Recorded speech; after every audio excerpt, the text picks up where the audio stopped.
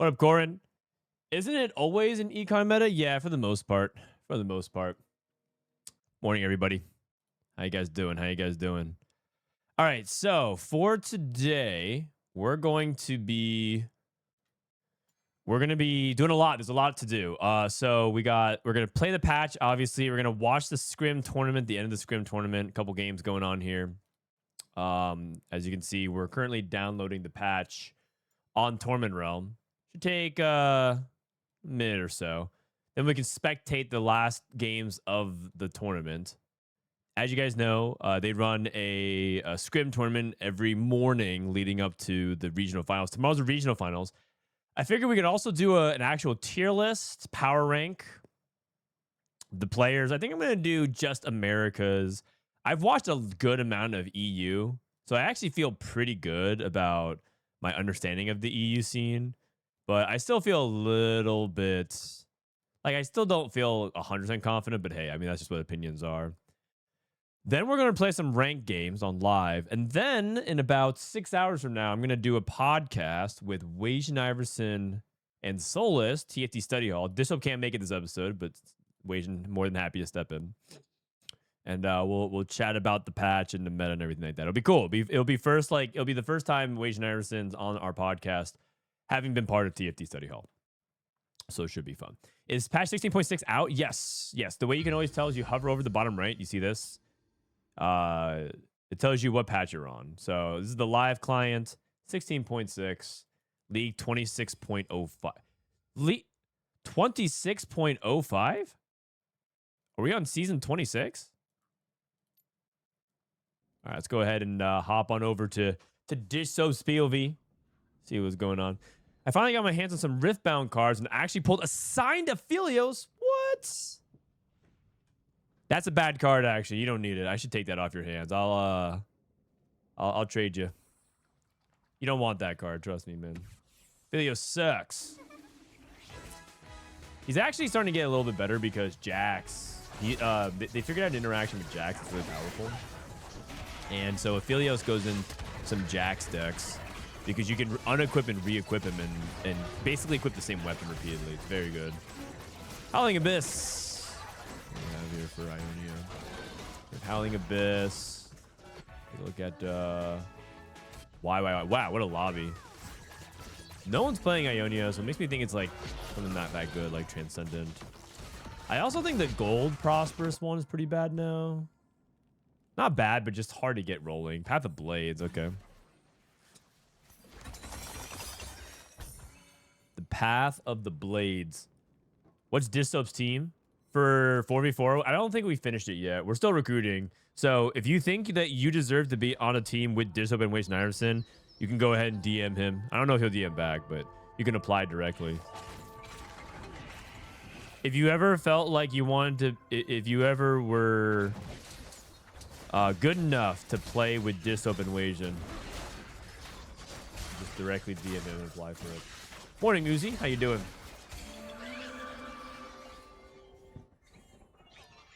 Aura farming into Recombab. Dude.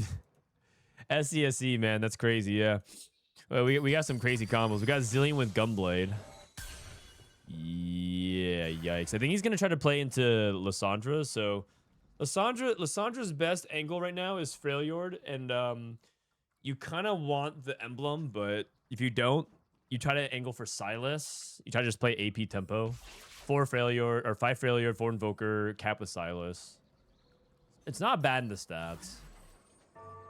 Did a little bit of a rearrangement of the tier list this morning. We had Lissandra down in like what, C tier or something like that.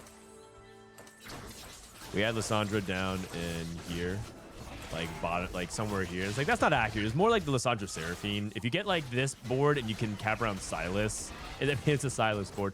It's an AP board that caps around Silas. It can't be bad. So it's back here in B. Warwick is still doing... Warwick might be underrated. When we're looking at the data, we're like, is Warwick actually the best comp in the game? No, but it does... The stats don't lie. Warwick is better than people think it is. I probably need to play some more Warwick. Not that I'm looking to play Warwick. It's just... It's a line that you could probably play more often. It's by hat. Buenos dias, amigo. Hermano. What's the process for signing up for a team for EWC? You just basically sign up. You just submit. I'm not in charge. Oh, heroic grab bag for RE3. Oh, okay. I did this. Actually, this is what I did yesterday. I actually played something like this where I decided to roll for RE3 on 7. Except I was so far away, so I took an econ augment and then started rolling on 8, and I went for RE3 on 8. Except the difference between me and Ironbog is I hit Yone on 2 on 7, like a beast. You also see a lot of this. You see boxing lessons, front line, second row Ari. Something to think about. I see this pretty often. Because Ari dashes away. Pretty neat, right?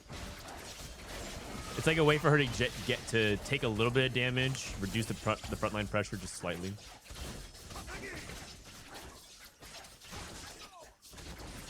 I'm not even good, even to play with Milk. Dude, Milk just every day sends messages about how he's going dead last at regionals.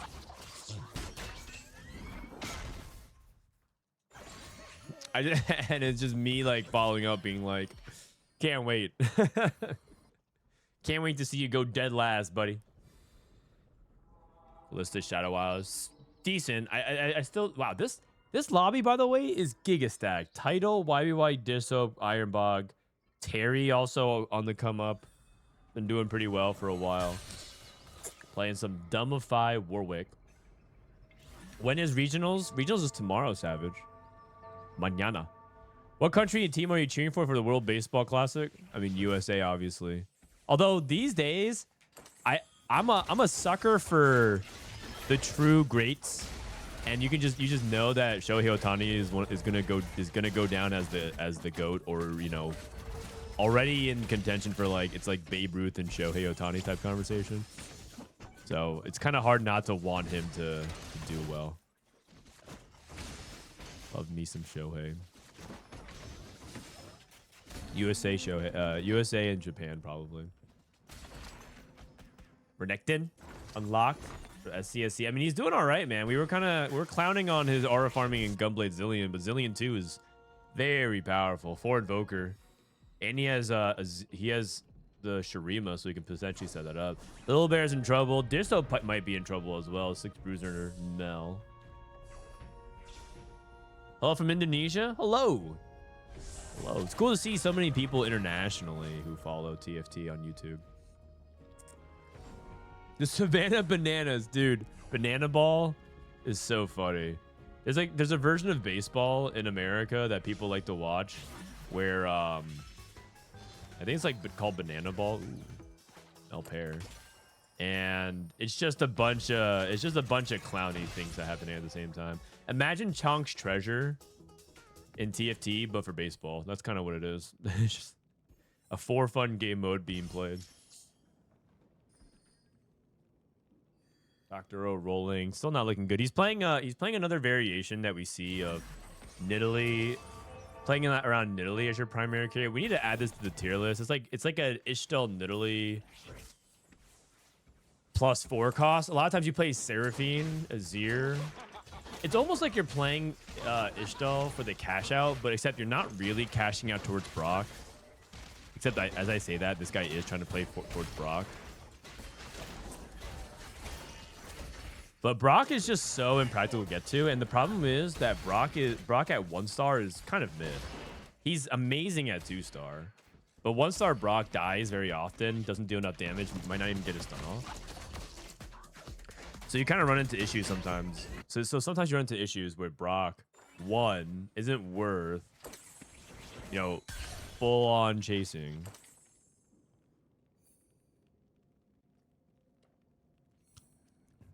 He might be tempted for something like this. I don't know if I have the stones for this. I'd probably just cash out here. I think this actually might be a cash out. He could also try to take out block 6k. Okay. Huntress doesn't block casting. No, Huntress stops only auto attacks. It can't be targeted by basic attacks. So it's good against Callista. It's good against Yunara. and Draven and other like auto attack based champions. But she can get splashed, and right now because we're in an AP meta, she actually just gets clipped a lot. You see how she's just getting slowly but surely chipped down. That being said, she got the good wrap. And Lilbear just finishes it off. I'm not sold entirely on this. But we do have another quest coming here, though.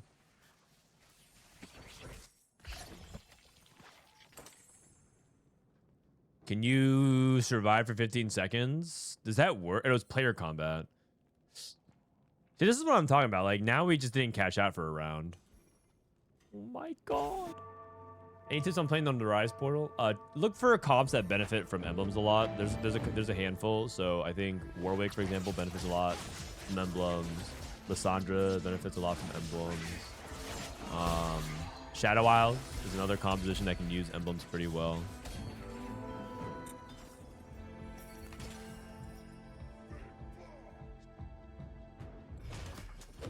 Try to lean more into those aspects of things. Yesterday, I played a Rise game where I played Warwick T-Hex. I had Piltovers on, so I played T-Hex Warwick, and that was a funny game. That's right, I played T-Hex on the new patch, even though he's absolutely horrendous. What the heck is that? That was a crazy set of shots. He actually hit so hard, he's broke, like in 2 rolls. Ironbog hit Yasuo 3. Not sure about that one. Hottest prediction for tomorrow? Hottest prediction for tomorrow? Ooh. I think we're gonna see a lot of. I mean, wait. Tomorrow is play-ins. Oh man, tomorrow is the play-ins. So play-ins are people who underperformed at TPC with like the people who barely didn't qualify at tier 2. So play-ins is like Milk and let me look at the play-ins. Milk and Host Slate deleted, and is it? I want to say Dehua made it out of that. I think he did. Dehua was in play-ins, but he made it out barely. Wait, Dr. O won. Think got his quest done? Did. Brock unlock. Unlock the Brock. Cash out? No way this guy's crazy enough to buy 48 here for 550. I don't even know if it's worth it. Win 7. Is he has to cash out here. You have to. Play-ins. Advancing to the play-ins. We have Kai Wang, Upset Max, Peter, Solus, Artix, Conda, Vapakasa, Santi. Dank Memes, JRC, Shoma, Juan, Hostway, Jungle Book, Milk, and Lumen. I would say my hot take. Let's see. Hot take.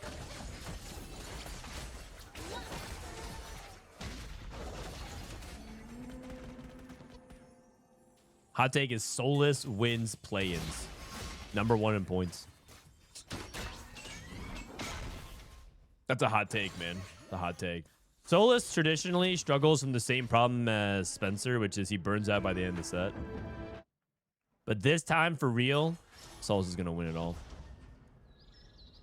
You think we're going to see some hitting comps? I think there is some tech, but it's going to look...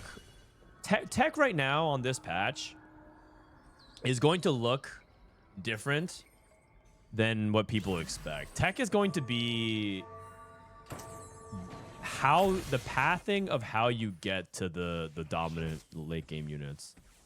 Like, for example, Jinx 3 is something that is tech because some people won't be playing around Jinx 3 at all. They'll be playing around Warwick and then trying to cap around Warwick plus whatever. But I don't think that's like uncommon tech. I think people know, oh, you know, they buff Jinx. Jinx is good. You know, if you get 3-cost 3-star, it's probably pretty good. There is some tech out there right now that people don't really know about. But I would also say that it's going to look pretty similar because you're going to see Rise and you're going to see Silas and you're going to think, oh, well, that's just the same thing, but you played some different units with it. But I personally think that is tech. Just a win 8th. Yikes, that's all good. It looked like he just never got his bruiser board, his AP board online. Also, the fact that Ironbog hit this board, he's going to go 7th is telling of how powerful the lobby is. Is this guy win trading? This guy? No, it's just... Oh, I mean this guy. Oh, I think he's inting for Xerath. He might be inting for Xerath. Oh, no, I don't know if you're allowed to do that, though. Also, YBY won without slamming his items, so...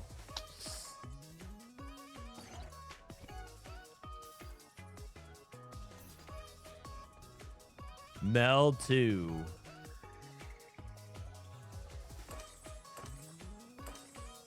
I see a lot of people just taking double econ now. I think double econ is probably part of it.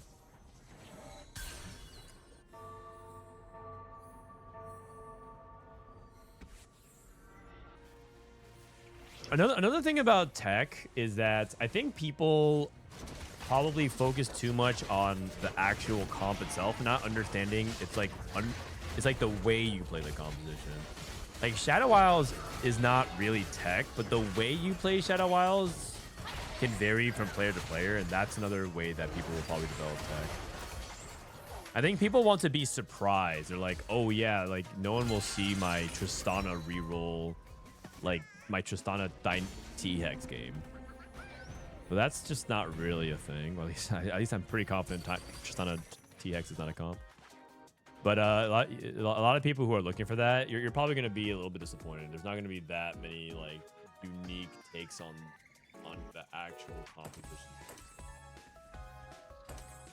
But how you play all these different spots requires infinite small knowledge pieces put together. So yeah.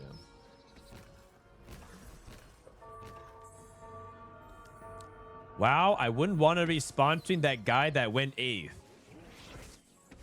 I mean, good thing I'm not sponsoring him. He's the co-founder of it. Also, that's disrespectful. Also, it's Scrims. And also, buddy, who even the hell are you, man? Going 8th is part of the process. You can't avoid going 8th, especially in Scrims.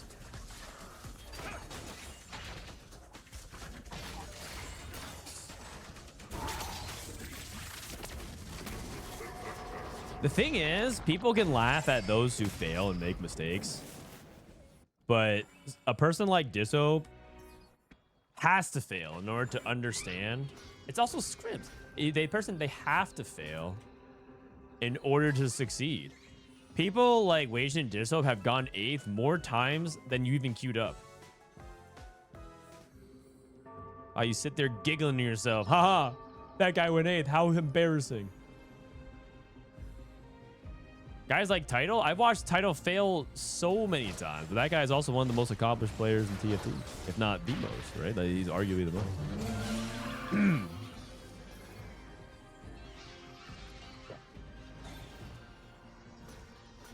Why isn't the patch live on APAC? It should be. If there's, I heard that it's actually not updated on mobile though.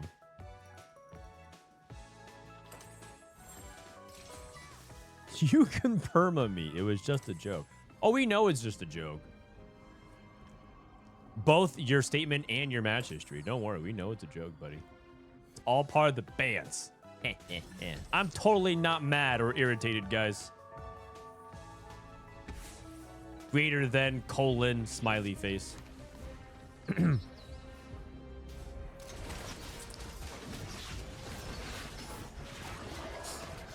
Has Soju even been playing? He hasn't streamed in like 2 weeks.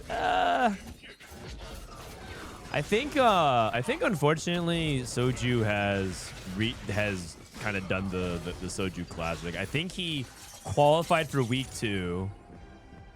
Week 2 means that he's guaranteed pro circuit next set. He stays in tier 1, and I think he's just burned out on TFT. So I don't anticipate him scrimming much this weekend or this first week. I think his strategy is let other people figure things out and then just kind of like adapt off of that. So he'll like watch the weekend, see what's good, and then start playing next week. You guys might not know this, but Soju's like 30 years old now. He's like getting there. He's like almost 30. I just don't think he has the juice as much anymore to like no life giga grind. So I think for him, it's like he only has a limited amount of juice that you can use for the set. I think he uses juice already. I'm tired. He's always tired. Always tired. Maybe you should do something about that. Or maybe he has Lyme disease. Who knows?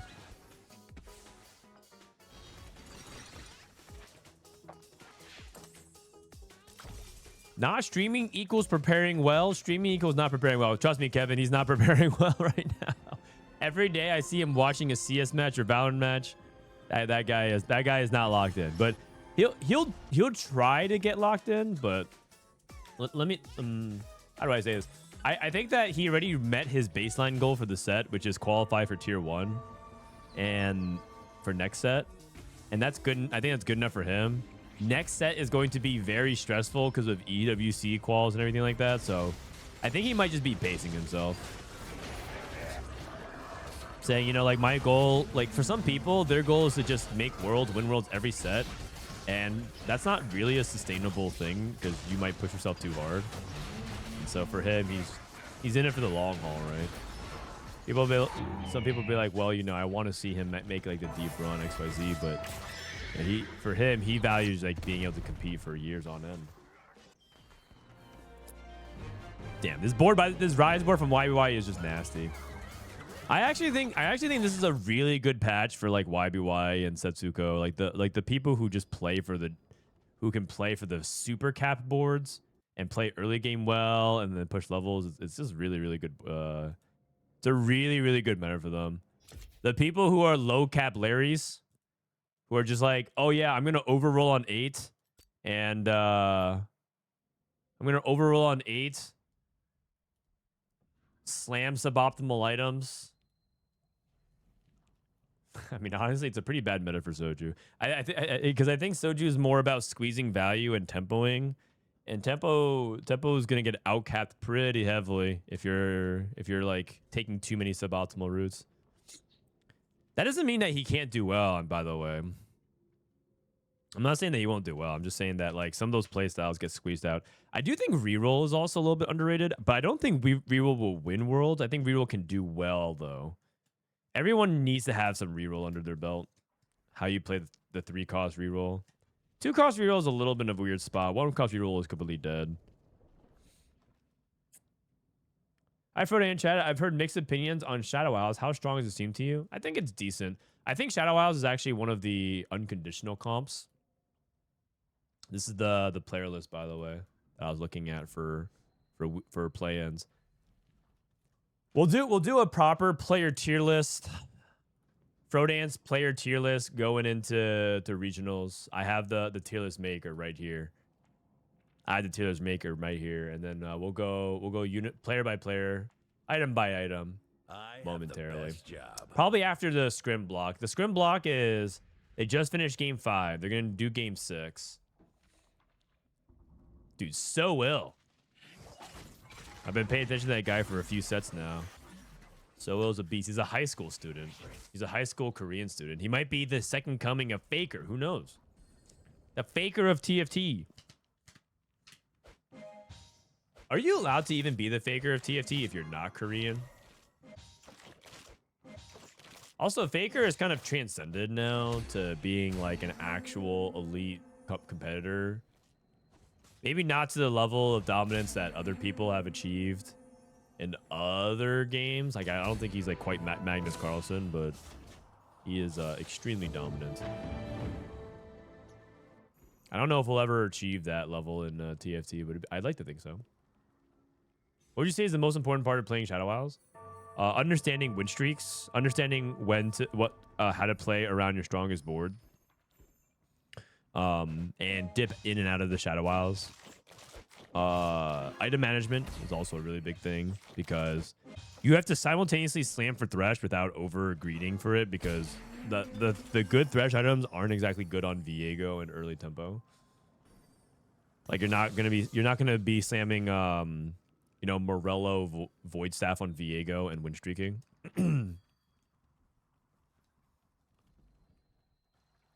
So finding ways to win and get your tempo going. And then also like you have to kind of slam items for Callista, but you don't want to over index on Callista if you can't.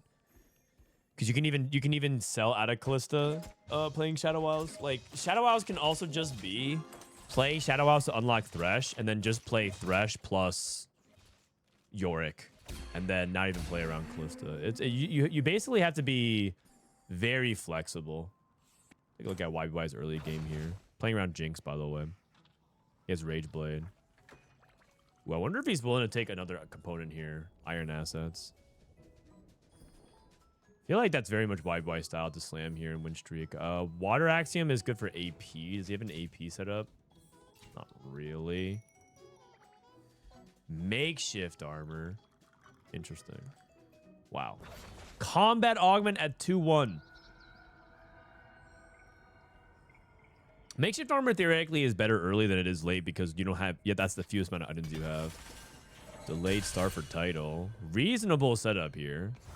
Very reasonable. Dr. O, Duplicators. So probably looking for Yone, Pandoras, Infinity Edge. Ooh, an Infinity Edge slam. Interesting. Infinity Edge is kind of rotated a little bit out of the meta. There's not many people that like Infinity Edge. The units that do like Infinity Edge, Yunara and Kaisa, are a little bit out of favor at the moment. Most people prefer to play AP over AD. And Infinity Edge is not exactly a good Vayne item early. I mean, Infinity Edge is just Infinity Edge. I am very curious what he's going to try to do here. I'm personally not a big fan of it, but we'll see. Probably AD Kaisa. Yeah, but AD Kaisa is not particularly that good unless you... Like, you're playing for top 4. It's just like a I hope I get 4th type of game. Because Kaisa just can't... AD Kaisa just gets outscaled by every other thing in the game.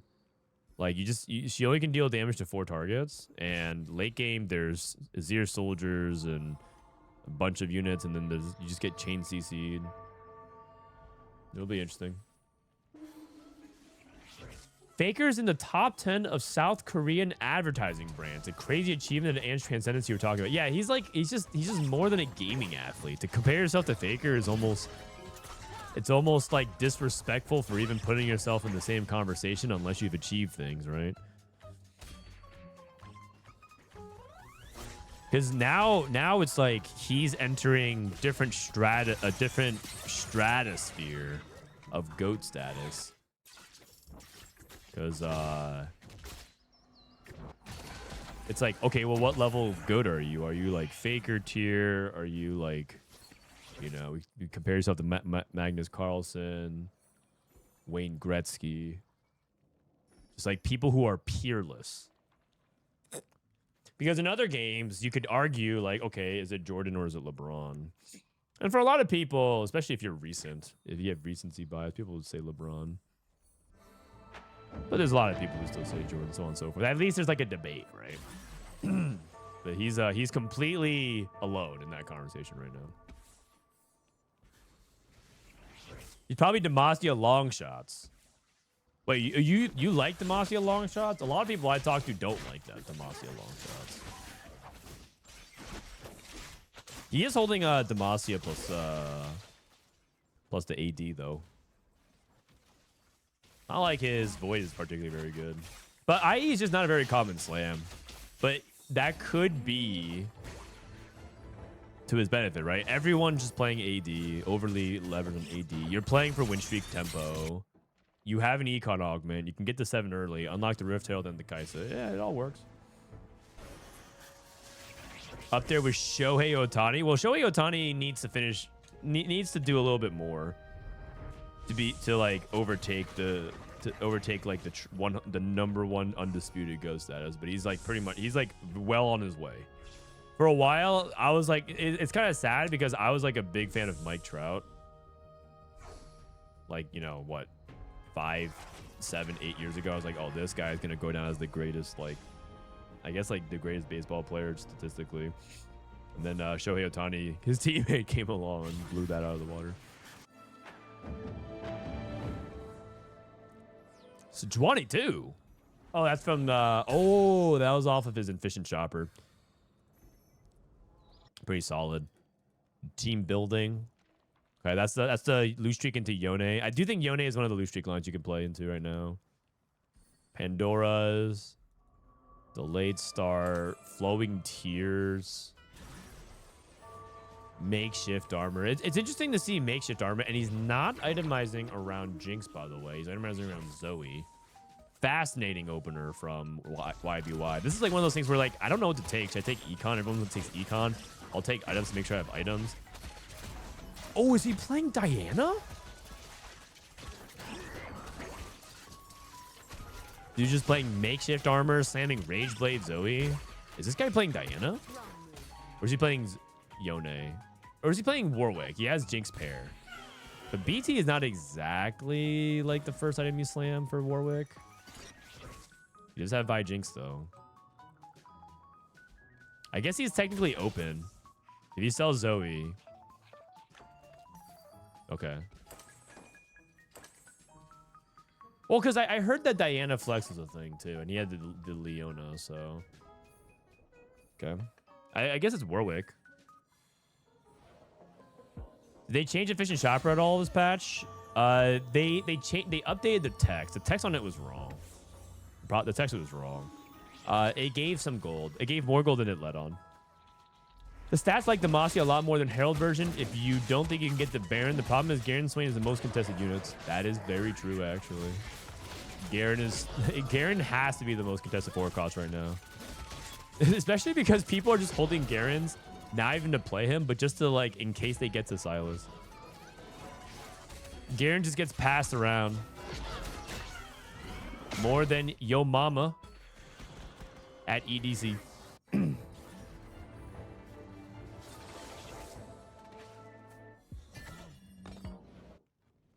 Or your papa. Who knows? Free spirits. Yasuo 2 uses dupe. When is it my turn with Garen? I don't know, man.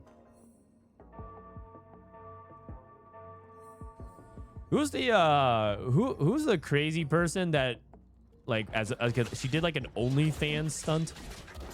100 dudes in a day or something like that, which I don't even know if that's true. I just felt like fake news to me,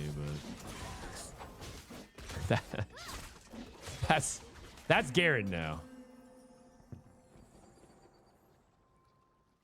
That was me. Oh yeah, that was a famed OnlyFans millionaire, Stumpy Monkey. It was 1,000. 1,000? No, it wasn't 1,000. No, you guys are 1,000? Oh my god, that's not even. That can't be possible. Bonnie Blue. Yes, sir. FBI agent. It's those guys in chat. The people who immediately knew. She's pregnant now, by the way. Oh man. Oh man. The thing is, listen, man. I hope that she probably might even be a great mother. Who knows? But imagine just one day when people just make all your mom jokes. It's like, and they're all probably true. But hey, maybe in what, like 10, 15, 20 years, the meta will shift away from those kind of jokes. Okay, it is going to be Warwick for YBY, by the way. And that makes sense. Makeshift Armor actually makes sense for Zon, because Zon gives you a lot of healing and durability, and resistances can work pretty well with it. So Makeshift Armor could work well with all the Zon units. I could see it. Slamming. Need some Econ here. Dishsoap to Gold Destiny into Cosmic Calling. Oh my god. Oh my god. Okay. I don't think it's going to be Aesol. But 1,000 fathers. That's crazy, man. Terry. Warlord's Honor. Crashes enemies Golemified. Some people are just chronically online. Of course, we know her with that much online time. Oh, and I'm just teasing, man. I'm just teasing. Golmify into Aphelios too. This guy has 5 Aphelios. There's some goofy things happening here. Spreading roots into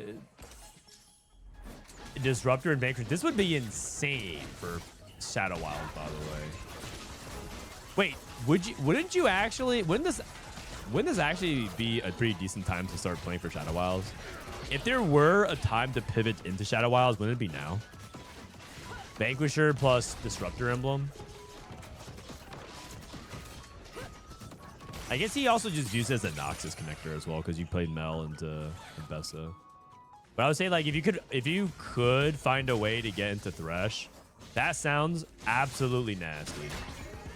Doesn't seem bad for Mel, but the thing is, Mel is just really contested.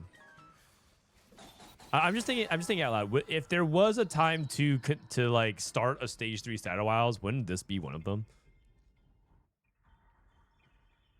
Can I share a link or a meme image? I mean, I think so. I mean, I can just permit you for a sec. Permit agent X. Okay, this is great power and great responsibility. Do not abuse this agent, or else yeah, or else. You know what? I'm just not gonna click on that link. Someone else click on it. Someone else. Encrypted -TBN0. Oh, that is a risky click. Someone else click it. I'm not doing it. Someone else do it. Encrypted link. Nah, I'm good, man. That's all you. That's all you, brother.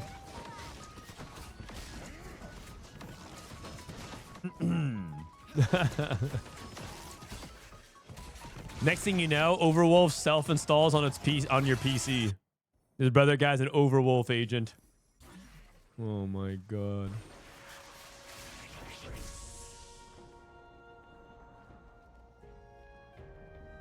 I don't think the emblems are strong enough to justify late Shadow Wilds.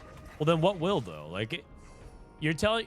Surely there's a spot in TFT where if you click on an augment and something happens, you can justify trying to transition towards Shadow Wilds.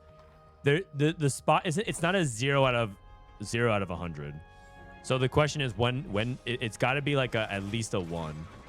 What would be the game? And I feel like AP items plus that could be it, but I have no clue. Dude, Dishsoap spot is just cooked.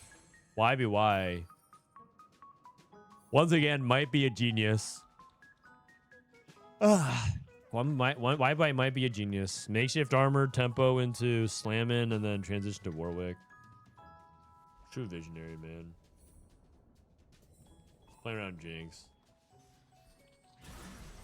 Just so smart. I would not have tried to do this. I think I would have tried to... I think I would have done something stupid like... Oh, you know, it's like Rage Blade, Yone Slayers type of thing.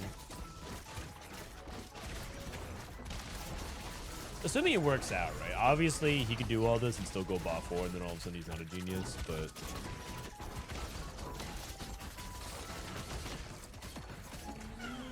What's that fake purple card that says Yunara? It's like the latest mushroom trap from Teemo. When you click Yunara, you just lose 4 gold. Yunara is like not a unit right now, right? I mean, I'm sure you could like if he had nothing, if he had no other item holders, he had Rageblade IE, you could just put Yunara in there. She that bad? It's just that her window of being useful is like if you high roll her early in the game and you use her as a way to get to whatever else you need. She's like, I guess like you could say she's an item holder for Kindred. So let's say you're like high tempo. You start off with like Aphelios, then you find Yunara, and you're trying to you don't have Draven. You're trying to fast 9. Like maybe Yunara could do that, but she's basically like a 3.5 cost right now. Better than a 3 cost, but doesn't really compete at the 4 cost level. But to be fair, a lot of 4 costs don't really do that well right now. It's not like Seraphine is particularly amazing at the moment. What are the other 4 costs? Velvet's good. Kaisa is like decent, but she falls off.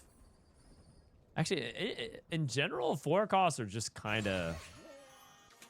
4 costs are the new 3 costs. Ooh, Acel. 4 costs are the new 3 and that's a Tarek 2, by the way, on 7 for Dishsoap. What I mean by that is, for a while in TFT, 3 costs were kind of this tier of carry that could only be played for a brief period of time before they fall off and get squeezed out by everything else. Like, if you have 3 costs, they might do something stage 3, but as soon as stage 4 rolled around and people got unlocks, right, people got Kaisas and Warwicks, T-Hex was online, your 3 costs would just stop doing anything. And then it was too expensive to reroll for 3 costs, 3 stars. Oh, this one got a spat. He can go Invoker, maybe. 4 costs now are like the new 3 costs. Because now that, either the fast unlocks on 5 cost or the fast unlock on 7 costs, Mel, Silas, Rise, Yone. Yone's not even a true 4 cost, right? Because he's better than a 4 cost. All of that just squeezes out the 4 costs. 4 costs are kind of like the new middle class that gets pushed out. By the way, it didn't look like sCsC went for Demacia. He went for just Void. But I personally think this version, I actually think there's a really good chance that he goes 8th from here. Believe it or not. Even though he hit Kaisa too. I'm not saying he will. I'm just saying that I've seen spots like this from Kaisa this patch go terribly wrong. Looks like he's beating... this is a good win, though, against Ironbog. He needs to win every fight he can on stage 4. Unfortunately for Dishsoap, he is playing Shojin Gunblade Acel. So it's very slow. 11 loss. Fast cannon. Some damage amp. Probably one of the best he could actually ask for here. No Invoker Emblem. He needs to roll a tier. Awkward. Level 8. Okay. That's basically all he has right now. Here comes the roll down.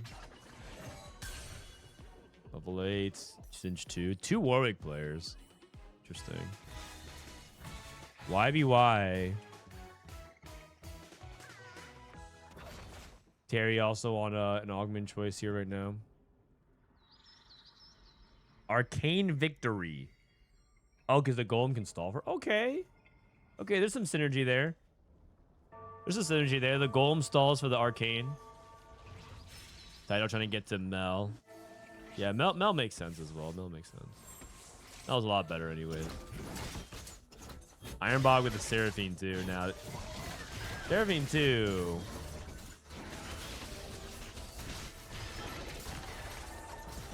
Should be able to win some fights.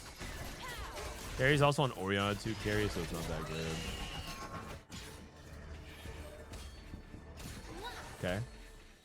Good win here. Dishsoap gets a win over Lilbear. Okay. I loses against YBY's board. Mel unlocked. Mel 1. Who is Mel good? Oh, because Mel's also good with the Vanquisher emblem as well. Allegedly, this works super well with her balls. And then she can farm a lot of gold. Supposedly. We'll see. Supposedly.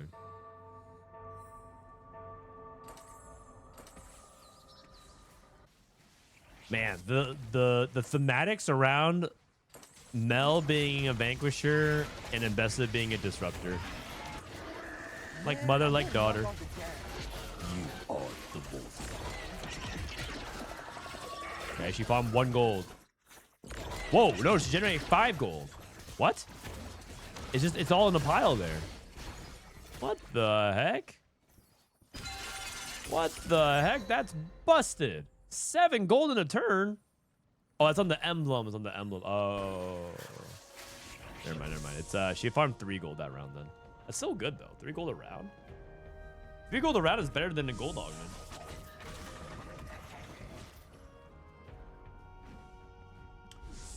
Can you hide my name because I'm a viewer? I'm going to sleep. They found out on your stream. Oh, sorry. Yeah. Yeah, give me a sec, guys. Okay, I got you. Don't worry.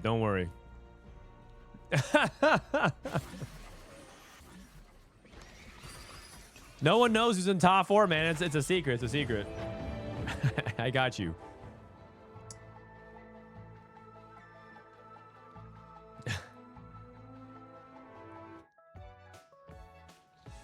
Sorry, YBY. My bad. Who could it be? No one knows, man. No one knows. Everyone be cool. Everyone be cool. Man, I wish YBY didn't leave Scrims early and went to sleep. I really wish I could see him play.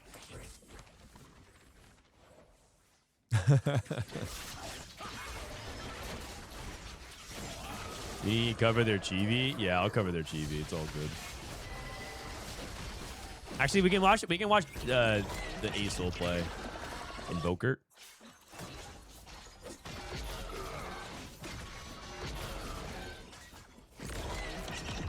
I think Dishsoap might be going 8-8. He's getting farmed by Invoker Mel or Vanquisher Mel. 2 gold. I mean, 2 gold a turn is quite good, isn't it? 2 gold a turn is pretty good.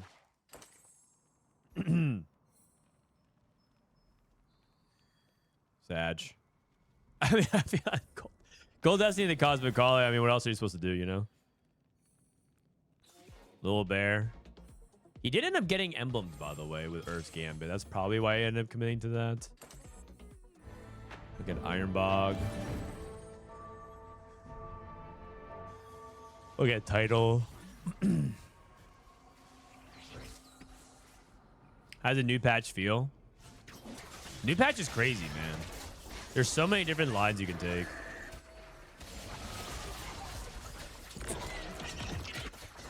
I actually think that this will probably end up being one of the most dynamic regional patches we've ever had. Oh, Dark Girl is playing Yunara.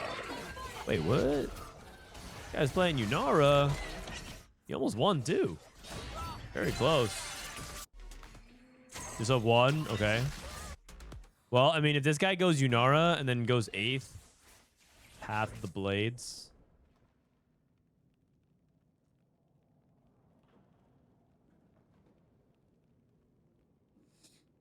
It's better than Raining Gold? It is. It is. I mean, I generally don't think Yunara is good, but if he can find a way to get like a 5th, I think that'd be okay. It's pretty close. What's our stat count at? 317. Hold on, that's pretty high. I'm pretty sure Aesol 1 on 800 wins the game, but I don't know if you can get to 800. I don't even know how you get there without getting 2-star Aesol. Tries if you can get to 9.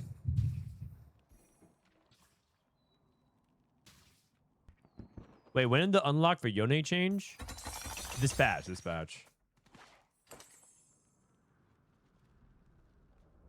Looking for... I guess you could, like, try to go for Diana items here. Quicksilver plus Rageblade. Could also go... Oh, just full crit. That works, too. Reforge. Void Staff. Oh, he has Spark. We're looking for a tank item here with Tarek. So adaptive. Okay. Didn't realize he had 3-item. Didn't have 3-item Tarek.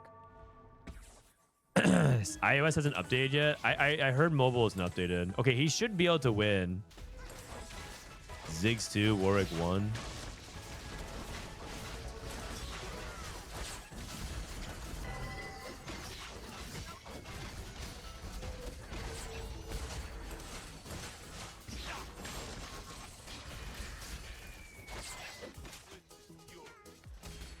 Okay, good win. Dr. O trying not to go wave.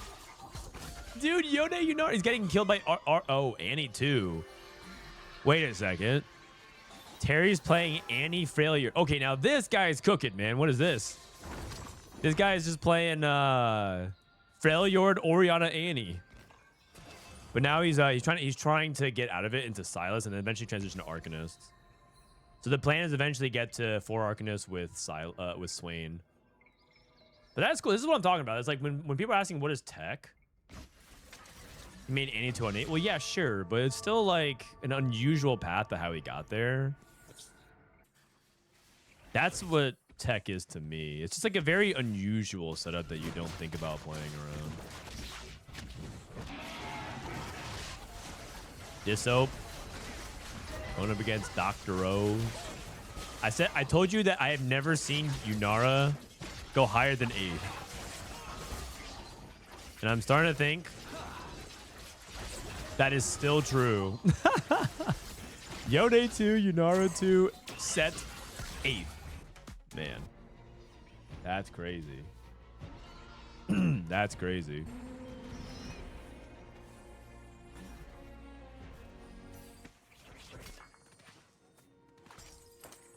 It brings a tear to my eye. You hate Yunara that much, man? We got Mel, Rise pair on the bench. I mean, you can take out Tarek. You can take out Briar and the Noxus. He's sold. Oh, he's sold. I thought Mel wants to cap around Rise every time. He'd rather just keep his synergies intact. How good is this Piltover? Blast Shield? Okay, that makes sense. You could always just replace Targon. I guess he doesn't have items for it. I was under the impression though that Rise is like Rise 1's better than Mel 1. He has too many other pairs. He's on his last life though. He sold it because of the gold. Yeah, that makes sense. He wanted to roll for 2 stars. I'm pretty sure he's dead. Diana looks like she's pretty solid, by the way. I wouldn't say she's the MVP of Dishsoap's board, but I mean, she's contributing a decent amount. Soap's about to win out. I mean, we'll see. He can go for a 3rd item on Diana. He goes Edge of Knights.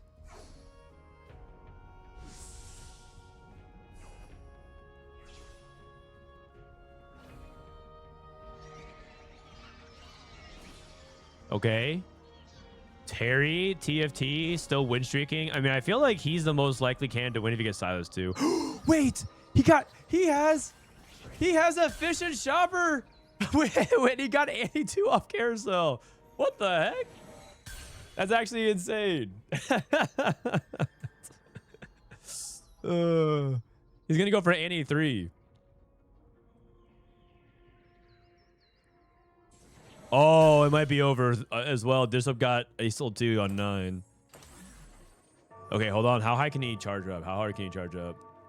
555 or 550. The StarCraft deals 33% bonus trigger damage. I mean, I was told the moment Acel gets to 800, once Acel gets to 800, the game is over. He just kills everything. You don't even need the black hole. Dishsoap's at true 1 life though. Oh god. Wait, sCsC got the Baron. Oh, what the heck? Oh, I think he's dead. Oh no, it's actually so close. Wait, Dishsoap was actually so close to winning out though. Damn. Acel 2. Oh, you almost scammed the 4th. Ah. Unlucky.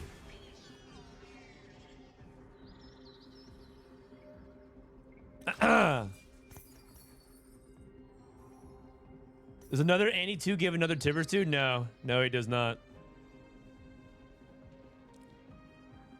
Baron's such a bad matchup. What? Baron. This guy might be the GOAT. Baron 2. Baron. Wait, surely you make Baron 2. Okay. Oh, wait, did he have a dupe? Oh, he must have had a dupe. That's, I mean, Baron 2 should win the game. I think, okay, so I kept saying, like, should win the game. I was like, Terry should win the game. And then Dishsoap hit Acel 2. I'm like, oh, wait, if Dishsoap can, like, get to that 800, he wins the game. And then this guy hit Baron, and then this guy wins the game. I don't think anyone's holding Annie's. Maybe it could be Annie 3. The fact that I'm not 8 that game, it was 10 loss, 0 econ augment. 5th is a miracle. Bro, you almost scammed the 4th by 1 HP. That's crazy. You weren't even 10 laws. You were 11 laws. I actually thought you were going to lose every fight and just die. Silas. So it looks like I think I was told that Baron doesn't really lose very many fights here, but I wonder if Title can cap high enough to maybe win, because his Mel board is looking kind of nice as well.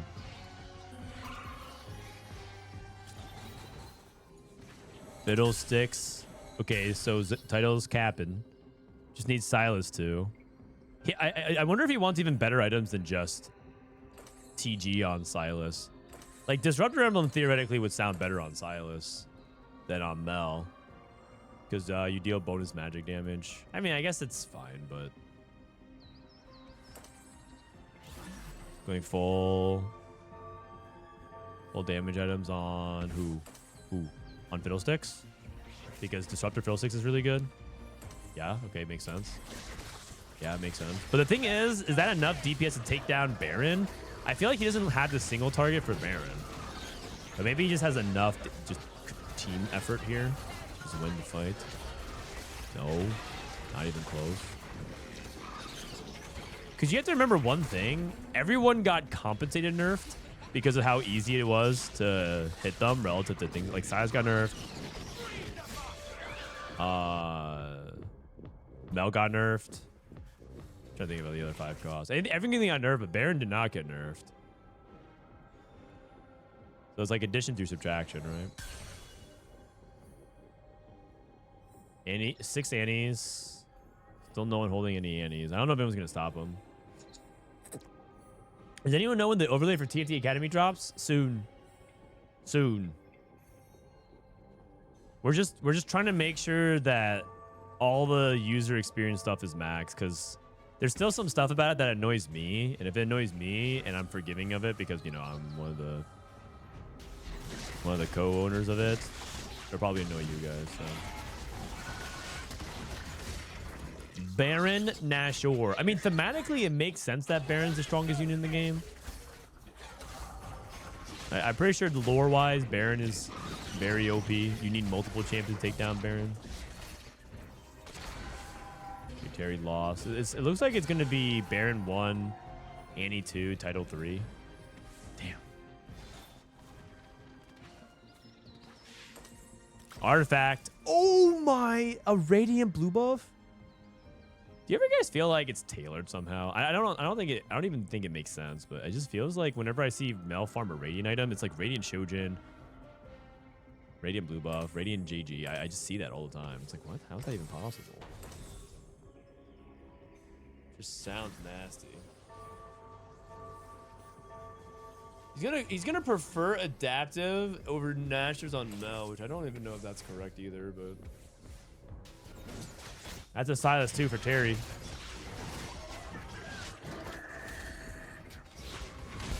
Ouch. My God. 12k damage.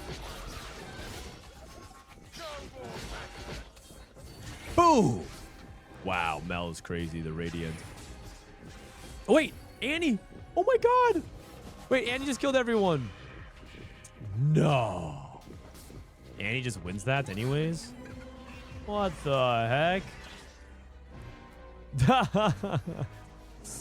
Annie just burst through it. That's a death cap diff. The death cap just killed the backline.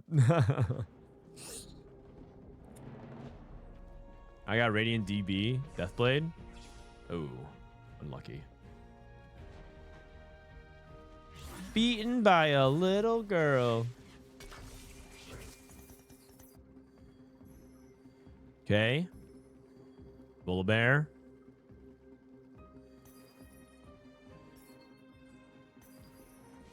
Spine should be like it should be spines on Baron Nashor. They also nerfed Nucleus, so it's not nearly as good.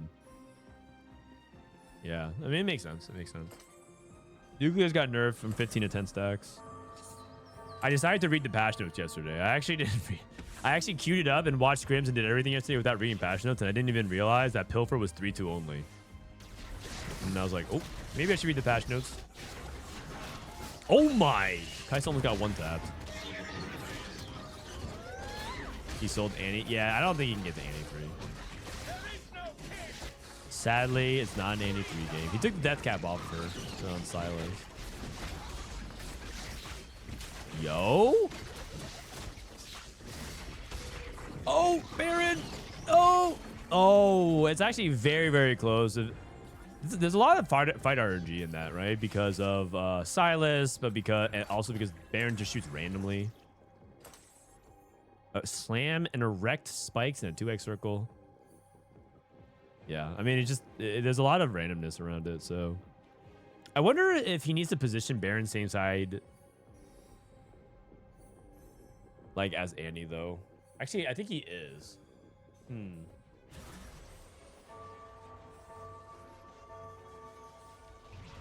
He's second row. I guess he's second row because I think he doesn't want Silas to jump on the Baron and then cast the Justice on him. If he does the Justice on the Baron, which he's about to do. Oh my god. Oh wait, no, Baron. It's only half his life. He's fine. No, Baron can win this fight. Baron can win this fight. Unless I'm mistaken. Wait, Kaisa's just really hanging in there. Holy cow. At least he Nucleus diff. He put the Nucleus on the Baron.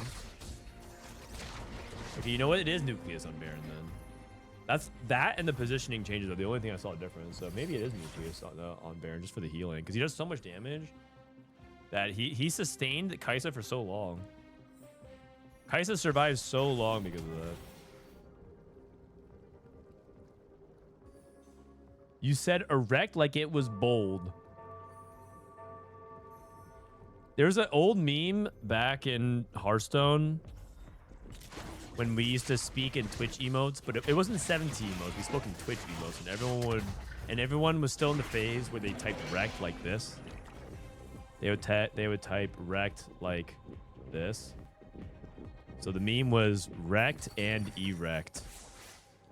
That's everyone would just type that in chat. It's a fun little emote history lesson for y'all.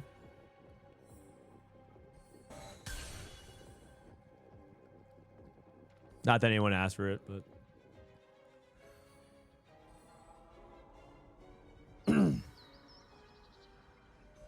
Okay, Unk. Well, I'm just trying to educate you so that you can learn, right?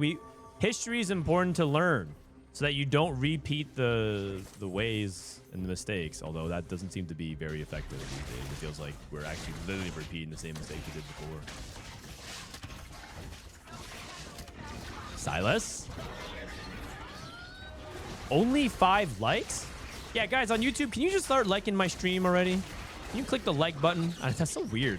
It's weird that you have to click the like button on my live stream. Can you just do that real quick and then sign in on your other 10 accounts and click on those? Click like on that as well.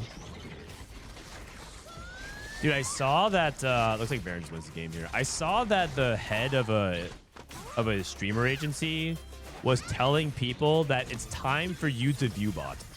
It was like making the way, it was just making the social media circles. It's like, if you're not view botting, you're behind. Like, what the fuck? Like, this guy is just literally admitting to fraud. It's like, yeah, it's time to start committing fraud, you guys. It's time to start view botting. Good content isn't enough. Start view botting so you can lie to people and get better. It's like, what? Thank God none of you guys are bots, even though you play like them. Some of you guys play like bots, but none of you guys are bots, right? You guys are all real people.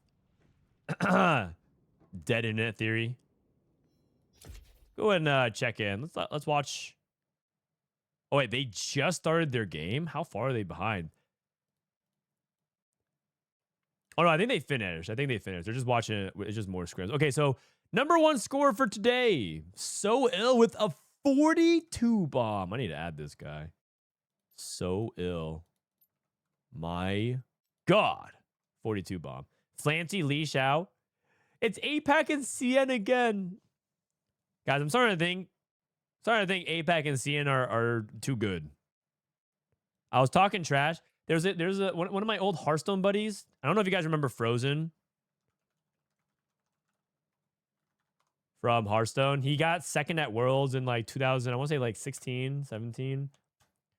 He's playing poker professionally now. Wow, he made so much money playing Hearthstone. He's playing Hearthstone. He's playing poker professionally now, but he also plays Riftbound. I met up with him at Vegas. He told me, he's like, I don't use TFT Academy. I use Data TFT because China's better. And I'm like, yeah, when's the last time China won Worlds? And he didn't know the answer because he doesn't follow that closely. But then I look at these Scrim scores, and I'm looking at the fact that China and APAC have gotten to the final lobby, and no one from NA has. Oh my god, Frozen might be right. Also, do you know what players like? You know what poker players do? Poker players literally queue up with their friends, and they just wager like $1,000 on who outplaces who. Well, not 1,000, but it's like they're wagering a lot of money. It's like if you go 8th, you owe the other guy money. If you top 4, you get plus money. If you outplace the other guy, you get plus money. That's like that's all they do. They queue it up in Diamond, and then they just grief each other. The entire game is them playing TFT, just griefing each other, and that's just what they do for fun. I mean, it does sound pretty fun.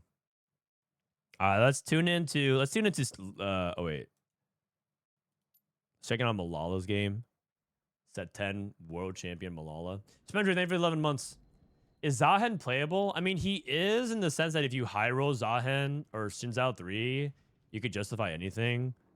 But he's not playable because Demacia is way more contested this patch. In a very annoying way, is because everyone's trying to splash in Galio and things like that. So it's just very hard to get it online easily. Gold sub. It's very hard to get it online. Gobosteur. Hi, Frodan. It's me, your only viewer. For months, I have created the illusion that you're streaming to a large audience, but here's the truth. All these people in the chat are me, and now for you to be convinced of this, I will send this message from all my accounts.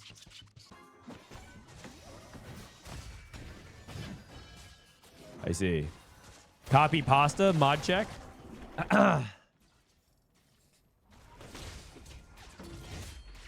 What do you think of the Aura 5 cost? They're obviously strong and flexible to see a lot of play, but they seem a bit boring. Boring? I mean, it just depends. What? Stop copy pasting the message. Haha, very funny, guys. Surely that won't continue on for 10 minutes on. Guys, I'm in the middle of negotiating some stuff behind the scenes. Can you guys stop? What if they tune in to this stream? They're like, you know what? That Frodan guy, he might actually get a good deal. Let's tune into the stream and see what they're saying. See what this guy's all about. And as I'm negotiating, literally they see this message.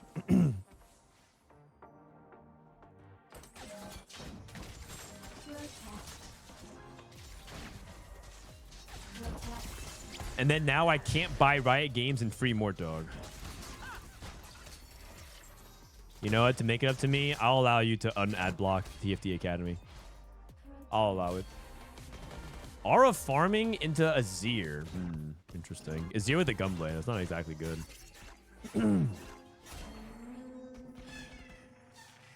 The agent for Hassan said, if you aren't view botting, you aren't trying. That's just crazy work to me, man. That's just crazy work. How could... Why would you even say that out? Like, say it in that way. You can just say it's a problem that a lot of people are having, and just leave it at that. Like, a lot of people do it. But it just feels like if you aren't view botting, you aren't trying. If you're just saying that message, the implications of what you're saying.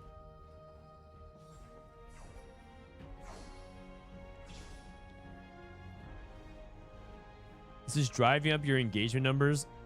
Isn't that going to look good for negotiations? True.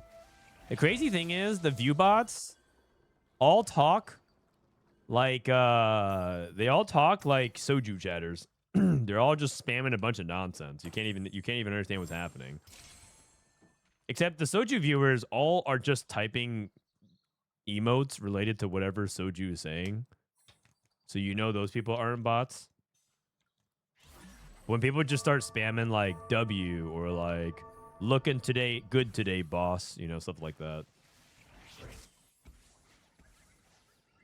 The bots are getting sophisticated, man. That's actually like my #1 theory of why W's in the chat. W's in the chat. W take, W board, W items. That's actually one of my leading theories on why TCGs are kind of having a little bit of a revival, because it's bringing people back to what made gaming really fun in the first place. Just hanging out with your boys or your gals or your homies, your friends, and like getting the IRL experiences. And I feel like that's been pretty valuable. It's kind of like why people started buying vinyl records again of music, and people just like going, because just digital has kind of destroyed a lot of experiences in that way in the name of convenience. So I think that's partially why TCGs are coming back. Too much value for Ripple Overdrive. Is he going to reroll? He has Bard on the bench. Bard on the bench is interesting, actually. Bard on the bench is really interesting.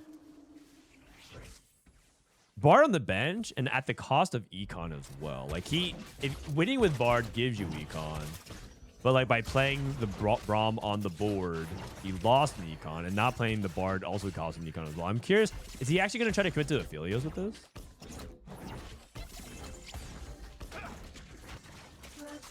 Can you watch YBY? He lied to his viewers saying he was going to go to sleep off stream, but it was all a lie. I don't see YBY in this game. That doesn't sound like something YBY. Do you think someone as talented and handsome as YBY would lie to his viewers like that? I don't see YBY here.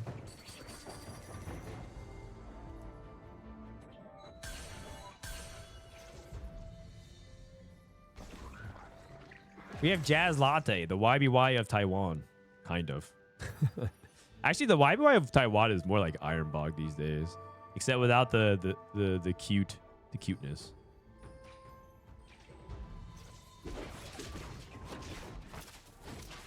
Okay, Gobosteur, Dr. O, Inpath. Heavy is the crown, BT Milio. Interesting. Heavy is the crown, BT Milio. I mean, I usually played Heavy as the crown with like a backline range carry, like Jinx. I don't know if he's thinking about that. You also can play into Kaisa, but he has a BT slam, which is kind of weird. How's Milala doing? R farming Shyvana, Morello slam. I guess he goes Bramble. He can also go BT Titans. BT Titans, Morello, Vow. I mean, that's okay as well. Sure, started thinking about like how to make the Shyvana impactful when she comes in. Late game scaling AP on Demacia. Ironboggers from Hong Kong. Oh no, you're right. You're right. It's because he plays on the Taiwan server, so I always say yeah. It's because YBY is rich now. They no longer respect the viewers. Dude, come on, man. Don't be like that. YBY loves his viewers. Also, is he really rich? How much dong does he really have? In Vietnam, the currency that they use is Vietnamese dong. So how large is his dong? Is what I want to know. Dumbify. Scotty, thank you for 39. Appreciate you, Scotty. Hope you're doing well, brother. He's got 1 million dong. That's it. 1 million dong? That's light work, man. That ain't impressing nobody. Vietnam has dong like Dragon Ball Z power levels, man. You're in the millions. That's light work. Let me see. 1 USD to VN dong. 1 million dong? 1 million dong is $38. The dude has 38 US dollars. Nice. Congrats. You can get a Chipotle burrito and some nachos. Perfect. I just got home from my honeymoon. Hey, congratulations, man. Where was the honeymoon?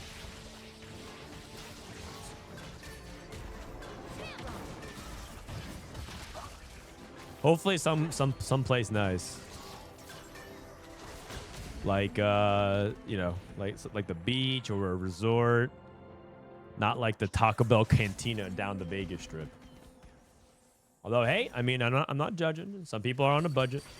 And the Cantina is pretty lit. The Cantina is pretty lit.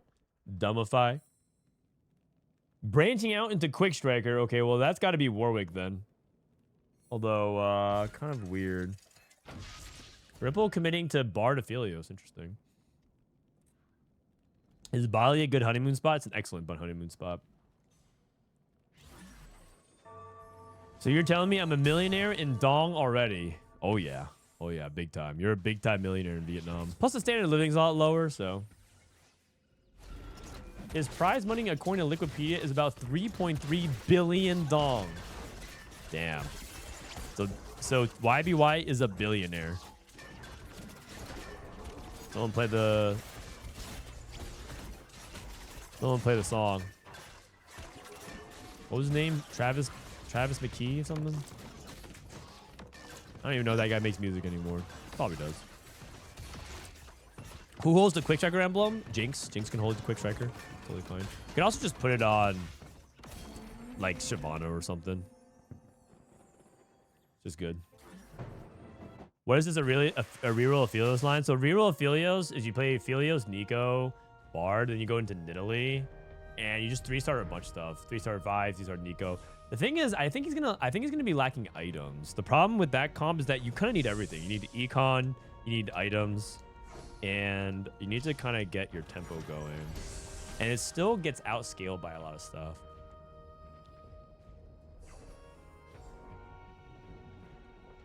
Is it good in this meta? No, we downgraded it to C tier. Let me see. We downgraded it to C tier. And again, C tier actually means that you can play this comp sometimes. You just can't play it very often. It's not like Kaisa is bad. Or she's bad relative to the other stuff, but like they just fall off. I think Tryndamere, the stats on Tryndamere are kind of bad, but Dishsoap was telling me that he thought that it's like maybe low B tier at best, you know? But like until the stats improve, and no one's playing it in scrims, so moved it down, but it might actually be better. But the stats on it are still pretty horrendous. Thoughts on Bard Bruisers? It just goes into like, if you have a good spot for it, you get your third and your fourth, and then you get out. But if you high roll it, it could be like a solid third for a reason.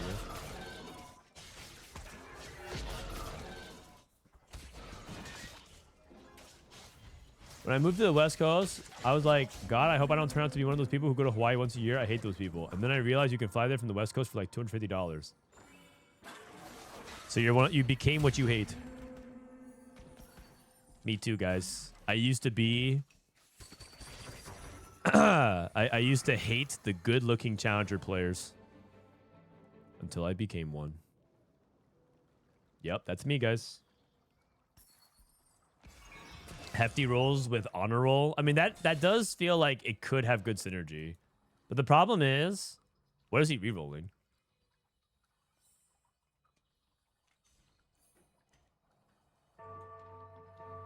He also has Nasher's Void stat. Is he just rerolling LeBlanc?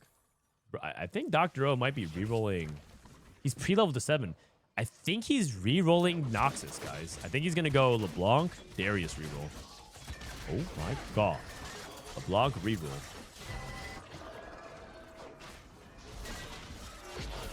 The flight for me and my wife were 1,200 each. Damn. That's a honeymoon tax. 1,200 is a lot. Jeez. I went to Maui. It was aight. Just aight. Brother, that is the peak of life. Society has taken millennia to develop the technology and the means to transport you halfway across the world in the sky, becking to your every whim that you need, whether it's food or warmth or even additional, clothes, whatever is needed, luxuries. If you need a pair of sunglasses, you can all buy it. All you have to do is just hand over your phone for 2 seconds with some fake currency that doesn't even exist. You can get everything you want. Life's luxury at your fingertips. And it was aight? Brother, you are not living, man. If you went to Maui and it was aight, and you weren't having the time of your life, your brain might be cooked.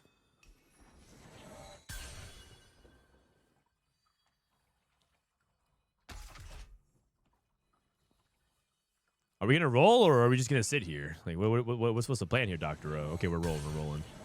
So I was thinking, like, if the plan here is to set 80 gold, he's not buying LeBlanc. Okay, so then what is the plan?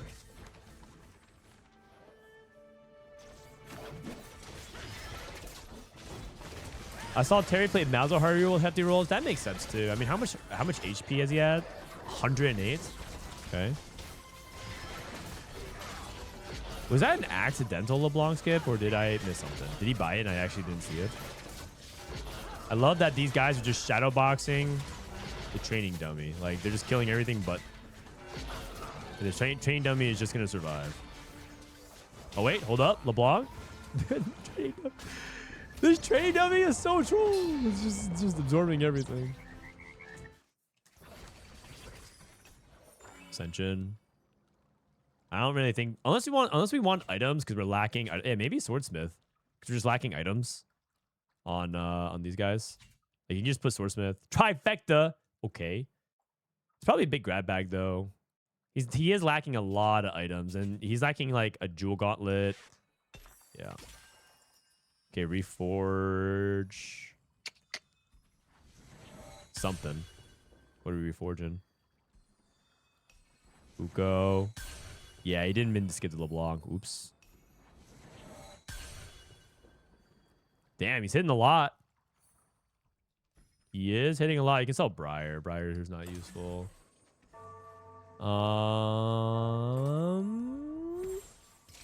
Oh, he's going for the Udyr build. Oh my god. Titan Sterix Stoneplate. You guys remember this build from set 15? Duelist Udyr, Mentor Duelist Udyr. Good times, man. He reforged into a rod. Okay, so the items work out okay. Emily is singing the meow song, so now I'm here. Damn. Well, you know, you're safe from the cats here. Don't worry. No women are here, Johnny. You're safe from you're safe from the female species. Since apparently you're trying to avoid it.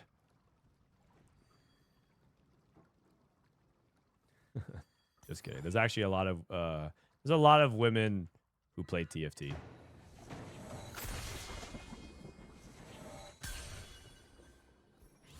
No! No girls in my video games. Can we take a look at the Milala board? Yeah, I'm just really intrigued by this. I'm just really intrigued by this reroll line. Looks like Milala's playing... He's just playing flex. He's playing Shyvana with the aura farming, and then he's just playing like 4 Juggernaut flex. He's playing like Seraphine, Echo, Dumbify. I mean, Dumbify looks pretty decent here. Looks like Dumbify is becoming more and more common of a pick. I was checking the tier list. Solo said he updated the augment tier list, and he put Dumbify still in C. I think Dumbify probably can go to low A here. If Golemify is an S, then I think Dumbify is an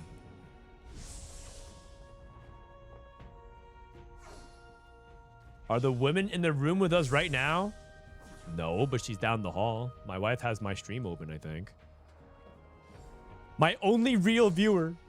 It turns out my wife was viewbotting me the whole time. I mean, that's W wife. She cares so much about my success. She's willing to be my only viewer. Viewbotting me. IE Azir. Interesting. So that's what he ended up using IE for. Oh, he's playing Warwick Azir. Wow. Okay. AD Azir. He has more attack damage than AP. Okay, kind of cooking, kind of cooking. Ripple finally hits Bard 3. This lobby's got some interesting stuff. This lobby's got some really interesting stuff.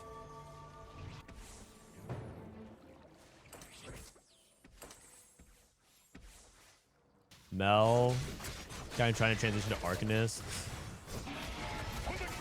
Maikel trying to transition to Annie. Javon just carrying.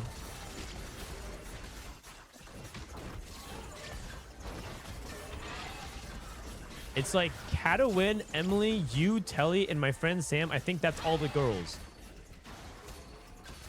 I'm the girls. I'm part of the girls.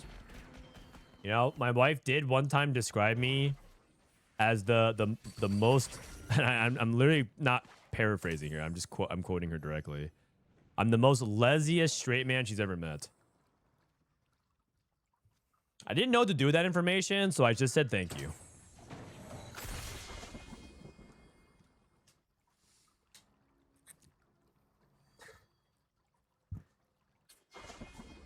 How'd that make you feel? I mean, I think she meant that as a compliment, so it made me feel good. I think she meant it in a way that I might be a straight man that understands women better than average. I mean, anything above infinitely better, because anything above 0 is infinite. You do have blue hair. That is true. I do have blue hair. See what I mean? Like, Aphelios, he hits everything with his Aphelios and he still loses. I just don't think it's a very real comp, because the comp, I think the comp just does not beat the good comps. Also, it's so funny these guys dumbifies, which is everyone's just attacking each other dumbifies. Also, is Milala back, man? Like, this guy's just crushing everybody.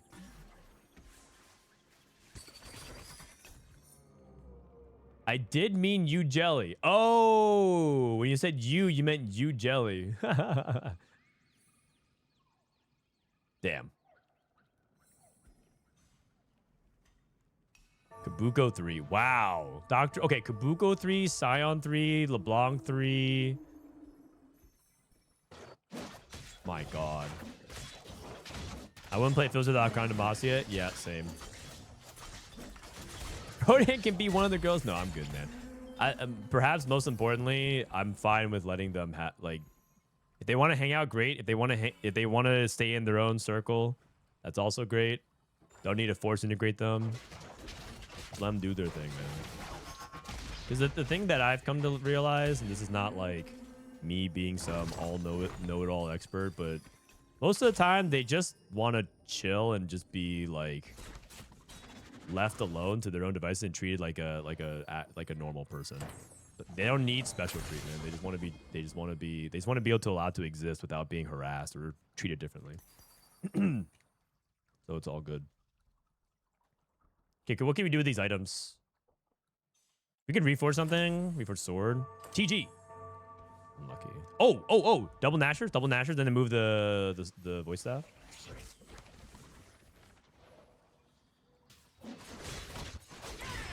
Puts on Kabuko for now, and then he's gonna remove it afterwards. That makes sense. Is Silas just on every board now? Yeah. Silas 1 is nasty even with no items. They buffed his damage. They made him a little bit less tanky, but he also can AoE CC. He just does a lot. And it's an AP meta. Dude, I think Ripple's going 8th. Warwick's going 8th.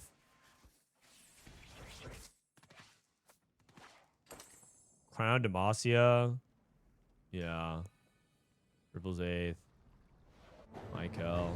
That Darius is healing. Dude, Darius 3 is not bad at all. Oh my God. Oh my God. Wait, Darius might be him. What is this? 14k damage block, 10k.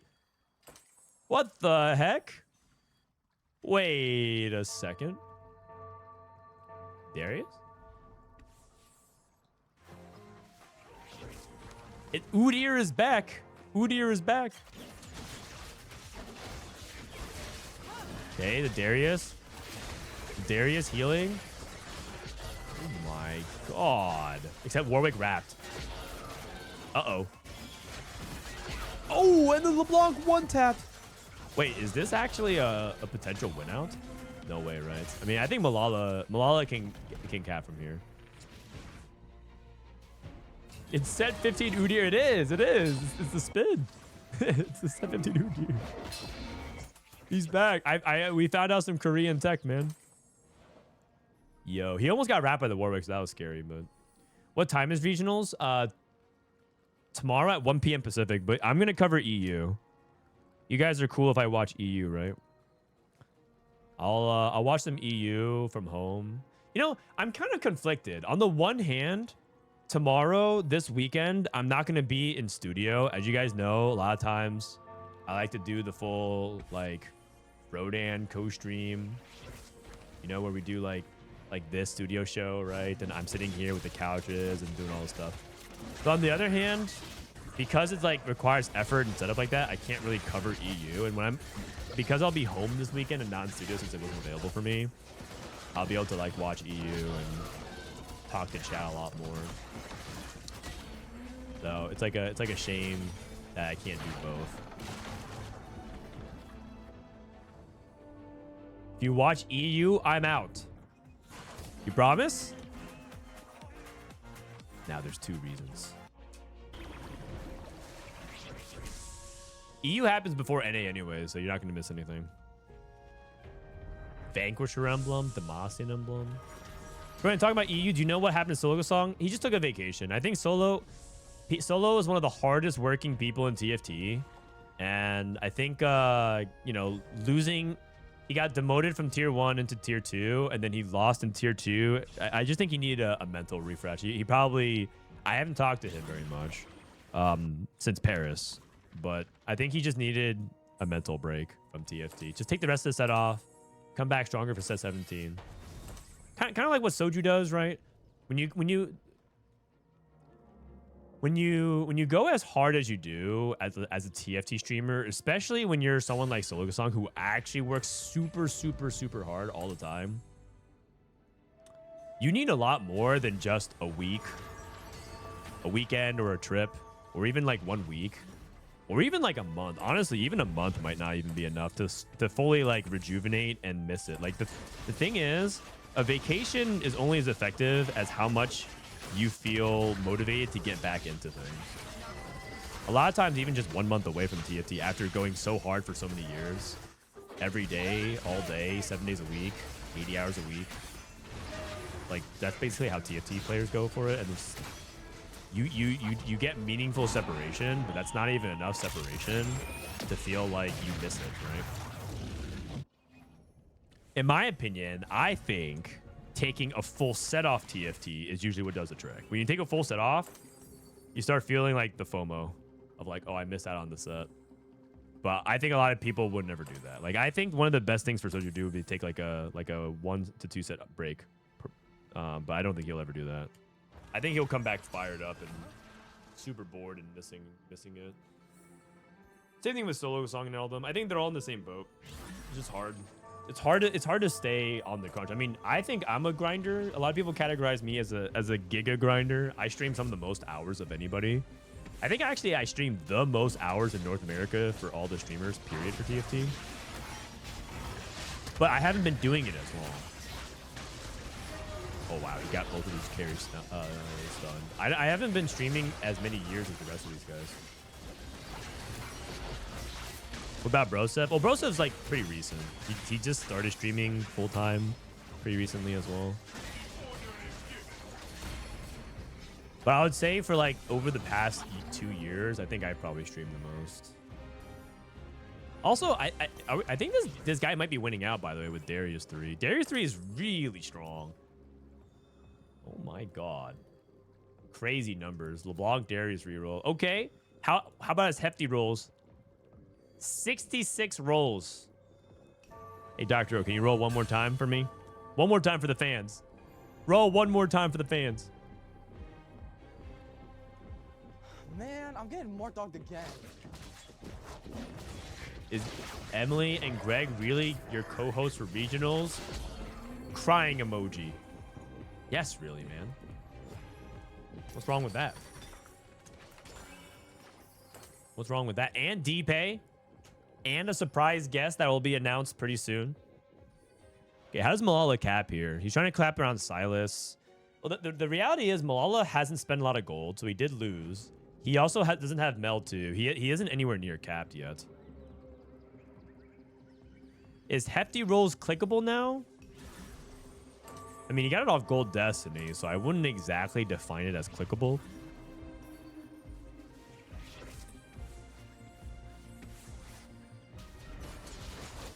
Jazlatte's board looks insane. Dumbify, Mel 2, Rise 2, 2-star Shurima, Set 2 with TG. Radiant Shyvana 2, Radiant items on Shyvana 2. So how does Milala outcap this board? Malala's trying to go to 10. Play for Silas too. Imagine a checkmate scenario like this. Super cap 5 cost board, 1 life. Unusual reroll line that looks like it's pretty strong, but no one really knows where the potential is. And then like a guy that has super gold. Like who's your horse on? Is it on Milala, Doctor, or Jazlatte? I'm gonna assume it's Milala because he has the most amount of gold. But it's entirely possible he can't get the cap because Jazlatte already has Mel 2 and Rise 2 and everything like that. And it's gonna be harder to get there. Oh yeah, and then also compare augments. So we have Dumbify versus Dumbify. That's it. No one has like direct combat buffs like damage amp and resistances.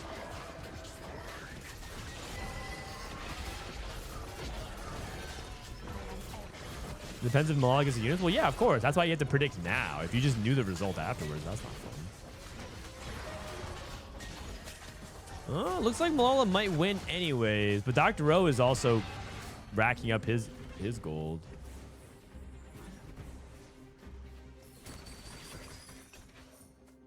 Okay, so Dr. O going to 9. Start using his rolls. 7 Noxus.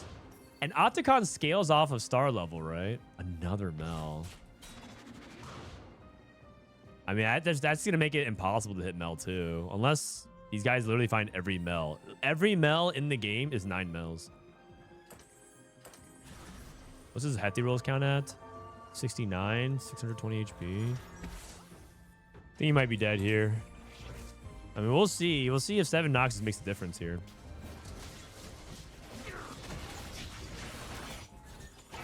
Because Otacon can tank as well. Oh, he's doing some damage. Yeah. Wow. It's actually pretty competitive. This Darius is still alive. What the? Oh my god. This Darius is a demon. 25,000 damage tanked. I cannot believe he actually tanked that the entire time. That Darius staying, you know what it was? Is the Otacon reduced some of the pressure for Darius to like tank everything so he could survive and heal.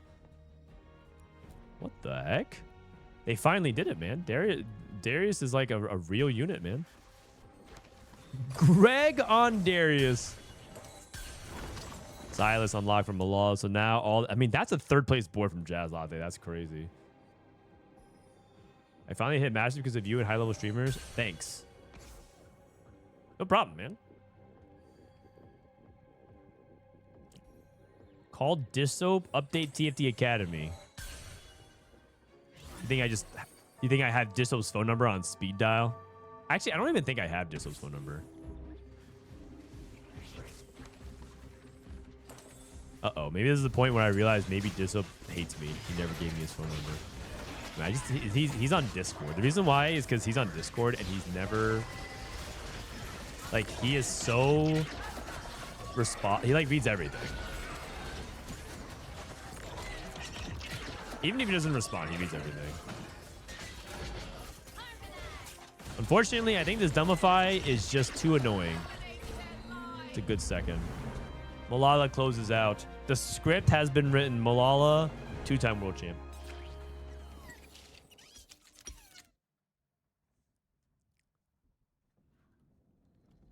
All right. Wow, that was a really cool game. Get to see some 3-cost reroll in action. Who else is doing some scrims? You guys want to watch more scrims? You want to jump into ranked? A lot of people are scrimming. Jeez. A lot of people are scrimming. I want to watch some of China because I feel like China has a tech. Malala's in another game. LiShao. I want to watch LiShao. LiShao and China in general, just generally, they crush scrims all the time. And I feel like they just like have the tech. It's like China in general actually has changed a lot as a region. They lost their depth as a region. They're no longer like 40 players deep that could probably make final lobby, but their good players are super good because they get fewer and fewer chances because the good players don't get the spots because they have influencer spots in China. So like you have to like, if you're a consistent player in China, you have to outgrind a system that's naturally set up to against you, you know?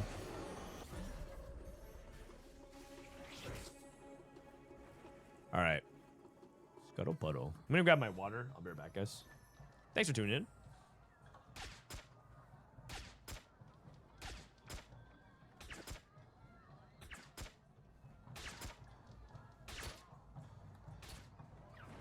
Taking aim.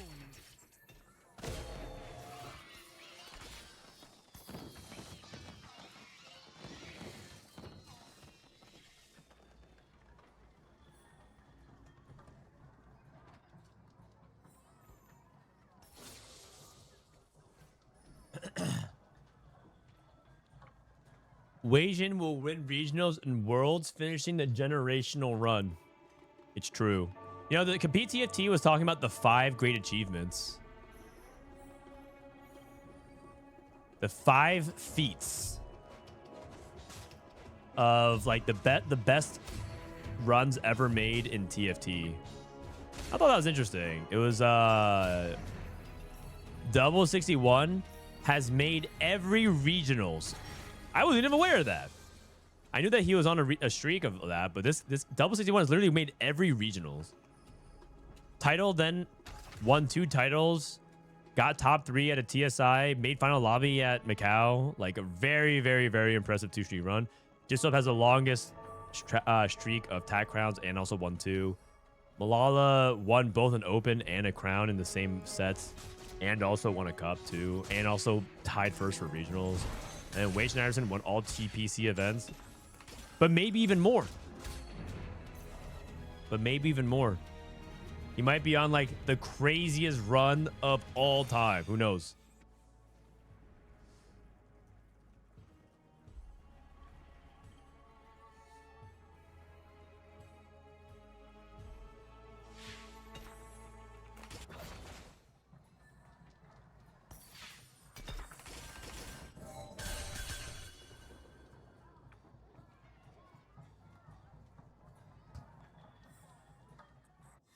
Okay, LiShao.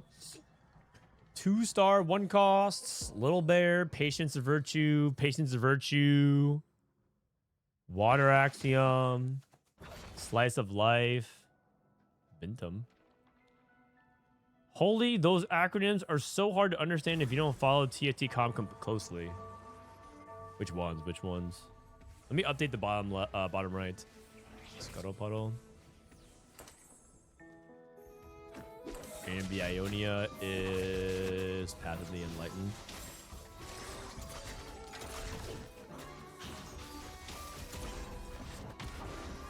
All right, which acronym are you talking about?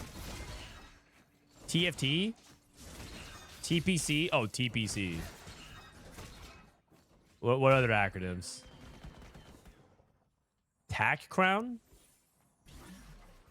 I mean, eventually people will start saying crowns instead of worlds. They'll eventually do it. How many times have you made like?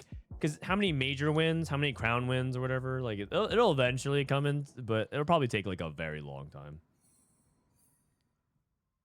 Like TPC and the shit you showed on Twitter. I see 1 acronym besides TFT.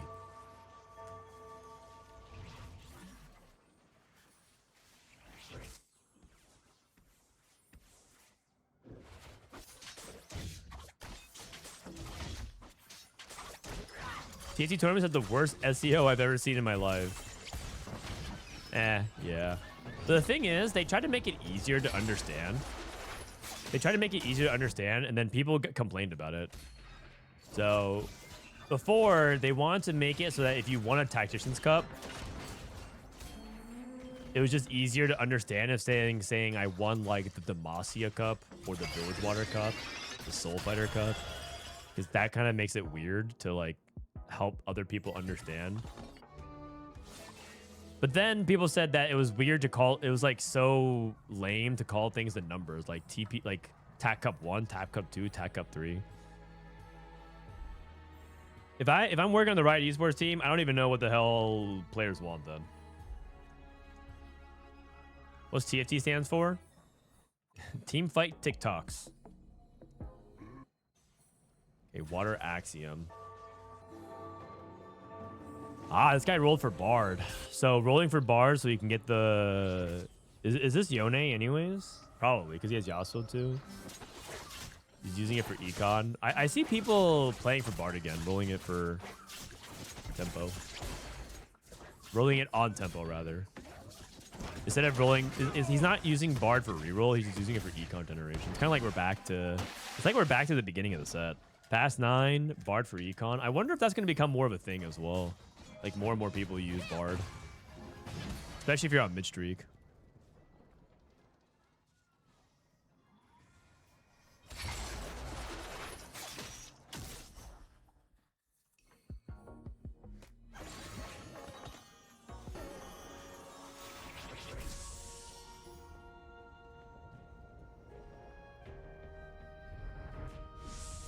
Give me a sec, guys. Riot DM'd me about something, so I just want to get that squared away.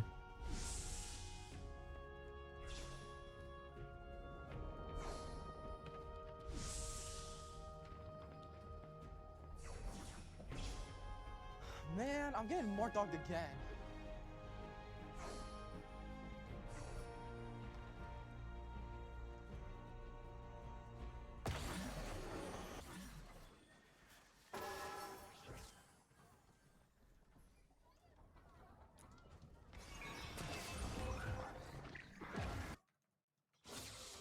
Okay, sorry.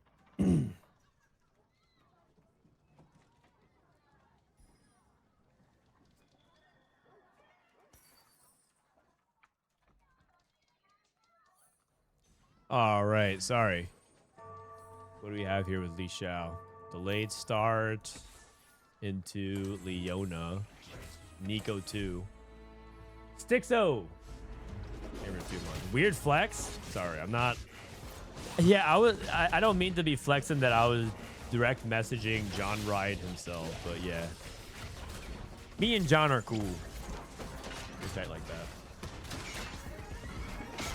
Me and John are cool like that. What is so wrong with the numbers? We're gonna have season 16 Worlds, which is Worlds 2026 easy.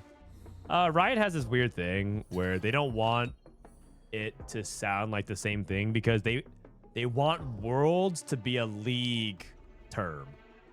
They don't want Worlds to be a term that can be confused with something else. Oh, which Worlds? When you say Worlds, it's like, oh, that means league. And so they don't want Valorant to be Valorant Worlds. It's like Valorant Champions. If it's TFT, they're like, okay, well, we'll call it Crowns. You know? That's what they mean by that. They want it to feel like it's distinct.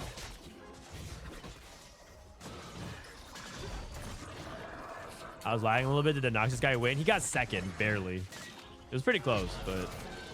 Okay, when I say barely, the fight was kind of close, but then he died, and Milala had 40 HP, so it wasn't like a close HP win. But the fight itself was close.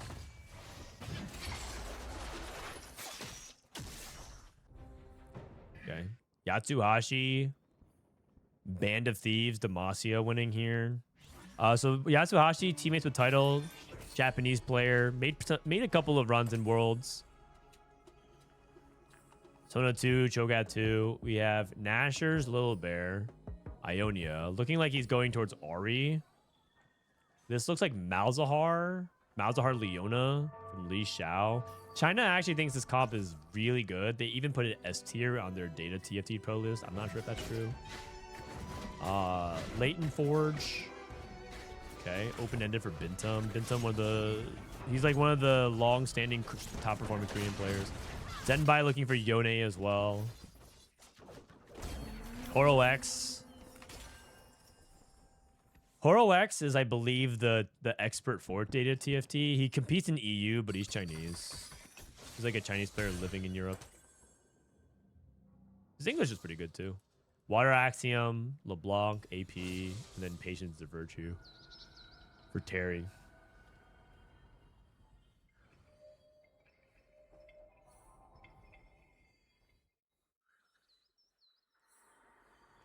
Is this a stream for incredibly talented and handsome individual with lots of dong?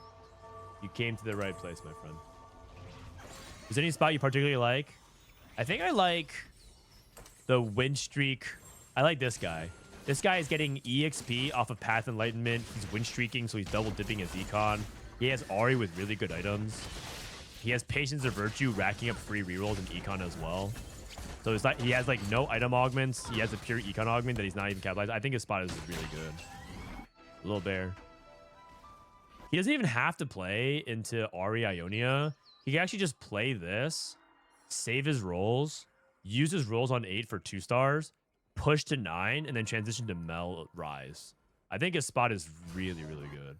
Like, a lot of people would think, oh, you know, maybe I should commit to Ionia here, but he's actually open-ended into Fast 9 if his spot, if he wants to commit to it. I want someone to pick the new Pilfer. I want to see if it's actually pickable, but he's probably going to pick Slammin'. Because it's basically econ plus 1 item, which is nice.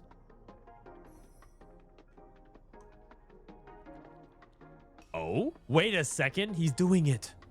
Oh, you buy this Wukong. So I guess you just buy this. Would you ever... Okay, you could buy this level and roll. Oh, he's doing it. I don't know how much rolls I would use, though. Have to shop roll 16 times. Oh, he's playing... He can play Ari Milio. You have all these Milios? Wait a second. Nah, probably not. Interesting. Really, really aggressive rolls. Does he have Yasuo too? He has Yasuo 1. He must be in your chat. This is a 1-minute delay. There's no, unless he's a time traveler, he can't actually listen to it. It's funny that he actually did the exact set of plays though. I mean, it was just a recommendation of like what he could do. It doesn't mean that he has to. And then he lost, which sucks. He wanted to see, so the reason, okay, so the argument for leveling and rolling is that he bought that shop anyways, which means he lost Patience or Virtue value. You think about whether or not you can convert off of that. Going to 7 to roll for Ari 2, but you don't want to use all your rolls because then you're stuck, because then you just don't have as much ammo for level 8. I see. Stalling the Wukong. Interesting. Oh, sorry, he benched the Wukong. We have Patience of Virtue, lose 4 for Terry. Explosive growth, Yone for Zhenbai. Kaisa for LiShao. So Kaisa, and I thought maybe he was going for some like Malzahar thing, but he's going for Kaisa instead. HoroX on Bilgewater. Okay.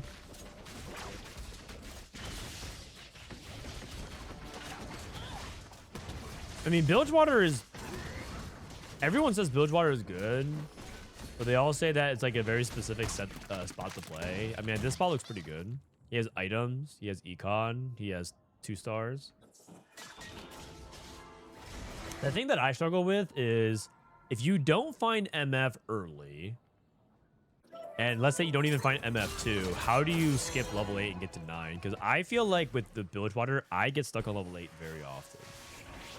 And it's because I can't find MF2 quickly. And if you can't find MF2 quickly, are you just supposed to sack and get to 9? But then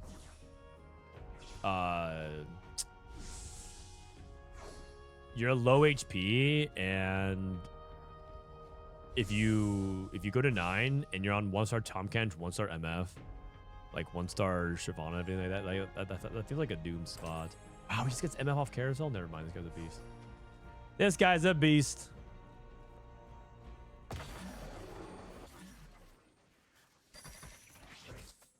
And MF in the shop. Okay, well, I learned nothing. Leighton Forge. Golden Dragon. Lichbane is what I'm looking at right now. Unless he's thinking Horizon Focus. Maybe he's thinking about Eternal Pact. This is like not bad for the Annie and things like that. Sniper's Focus. They did buff Sniper's Focus. 3 mana regen now. I don't have a lot. Sniper's Focus is good on like Seraphine, right?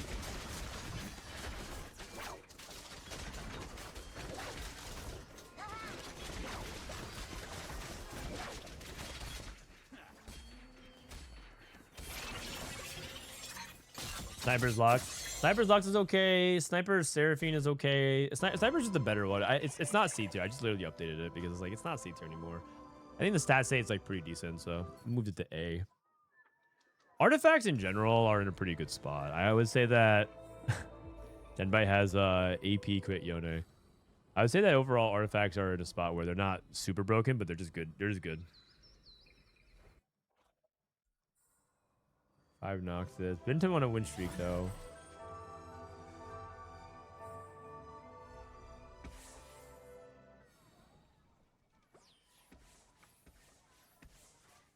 Why is 16.6 not out on mobile? I don't know. Riot must be having troubles with it. And if it's still not out, then that probably means that they're having some very big issues. Or somebody's getting fired. What do you think? Maybe someone just like dropped the ball completely and they're now in trouble. TFT makes too much money for stuff like that to happen. But it's probably more likely they're just running some issues that they're working past. Hot take: by balancing artifacts, they made most of them boring. That's what everyone. That's the end game state of every balance. Balance. Here's my hot take: balance equals boring. People don't like balanced stuff. People want sharp, like very defined, vivid experiences. Something that's like good in some ways and bad in some others. People don't like that. No one likes a middle of the run anything.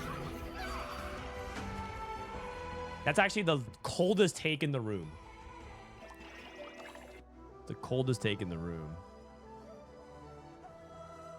Do you want a meal that's like kind of good in flavor, kind of good in presentation, but like worse in other areas? You trade off it in price. No, you want like a sharp, defined culinary experience, man.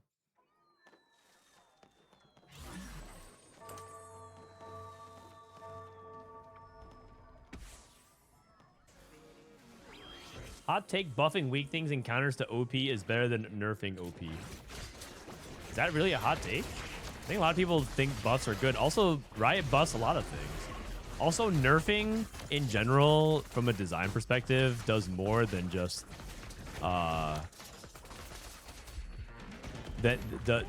does more than just buffing. There's been like talks about it, so if you ever are interested in it, a lot of people have discussed this over the years. But the idea is when something is OP like T-Hex, if you buff like 2 or 3 things to match T-Hex's OP-ness, then all you have is those 2 or 3 more things. But if you nerf T-Hex, theoretically T-Hex, but the nerf to T-Hex buffs everything else. A nerf to T-Hex buffs everything else, so you actually create more strategies that way. And also you also don't want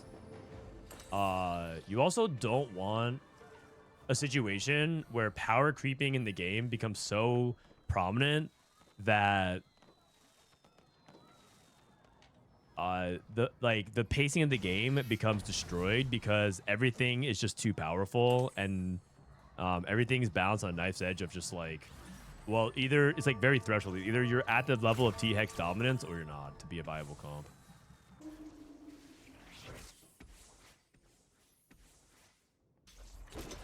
So I in general, philosophically, I mean, the thing is TFT does both buffs and nerfs. So it's not like, but there's definitely some games that only nerf. Like I remember when I was covering Hearthstone, they would like mostly nerf cards and they very rarely buffs cards, and their belief was exactly what was described. And then there's also like another element of it, which is it feels really bad to nerf something that got buffed if they were wrong on it. But I mean, TFT doesn't care about that. Dude, Terry's going super 8th. I feel like full on Ishtal for the cash out on Brock is just not viable. Oh my gosh. 20 rerolls.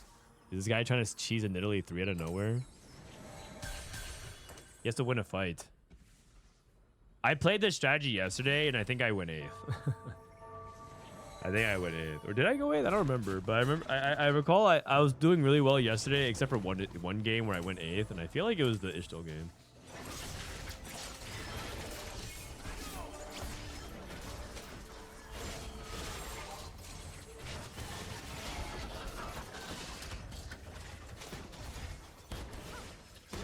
Not to mention the weak thing might not be weak, but the strong thing might be that broken. That is also true. Wow, he's dead. He's dead before Carousel. Dead before Anomaly. Uh-oh.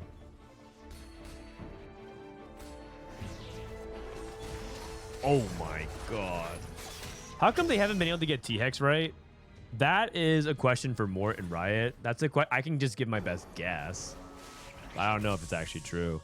I think that they haven't gotten T-Hex right because his kit is Feast or Famine by design. Like he's a channeling champion that either wipes. It could be he's like very thresholdy. Either he wipes and does too much damage, or he needs a lot of time to process things and he's too slow. Another channeled ability was like what are other channeling champions in the past? Like Hearth was a channel champion, was it? There's been like a lot of other champions that kind of similar to this. Varus last set. Yeah. Varus last set as well. And so like it just creates dynamics where the champion either is very powerful and can kill and it ramps up to this big cast, or the cast just doesn't do enough. It's very hard to get it just right because of the moving parts of TFT. And then there's and then there's the last element of it, which is he's tied to 6 Piltover, and how that works with like mining drill and unlocks. And so it creates a bunch of layers that's very complicated.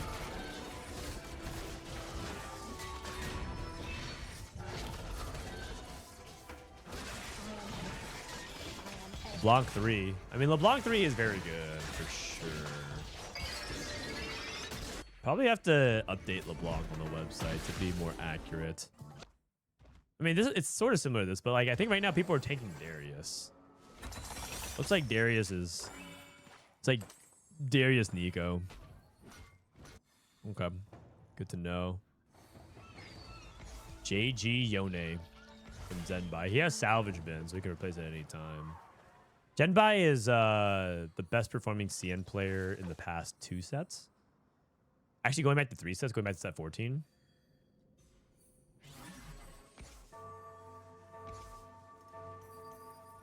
HoroX got to 9 with a bunch of gold.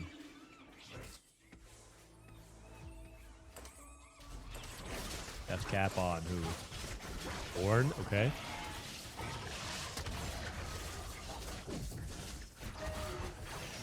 Looks like he didn't even bother farming that many village water stacks. Like he didn't go like on 7. He's still healthy enough to be playing 7, but it looks like he just dropped down to 5.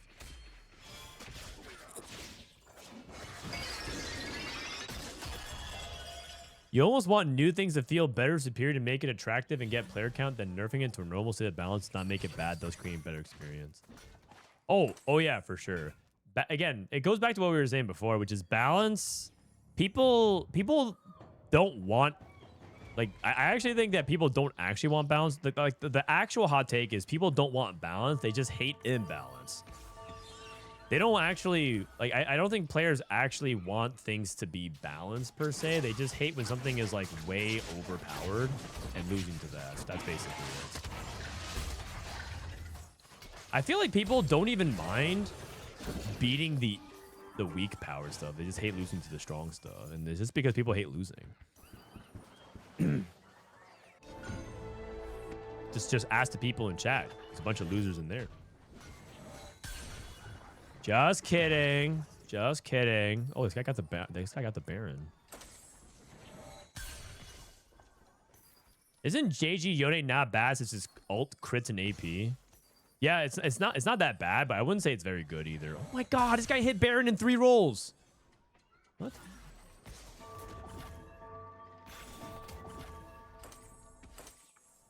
I mean, there's nothing balanced about that.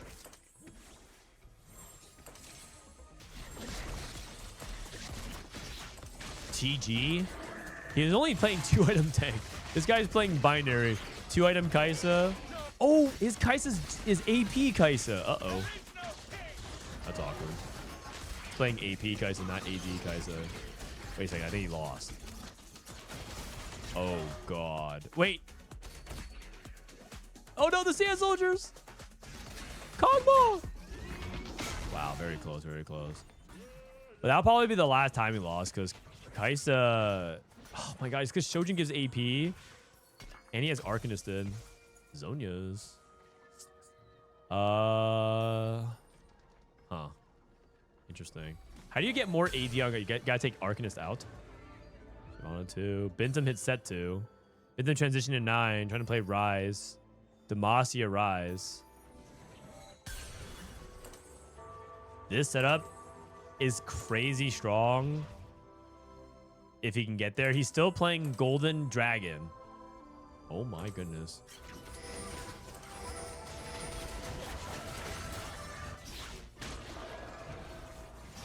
Yeah. Crazy. I think players dislike it when something is so strong, but also forcible to the point where you can see it every game and lose to it every game. Yeah, I mean, that's mostly it. It doesn't even have to be something forcible, even if it's seen something that's like kind of playable, like Baron when it was too strong with Void. People didn't like that because it wasn't like super forcible, but people would try to go for it all the time, and if they hit, it would just like win the game. And so people would feel annoyed at like how coin flippy it was. Darius 3.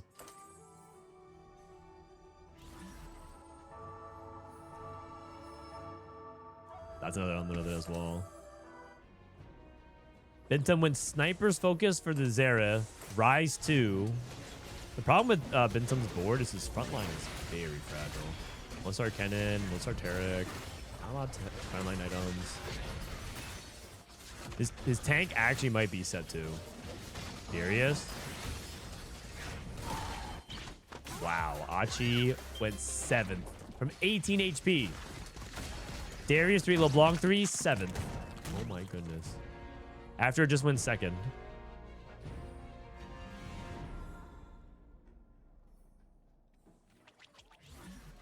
Bebe wanted balance.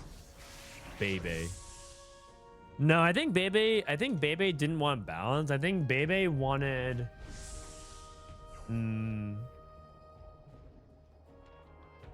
what did Bebe really want? Bebe wanted to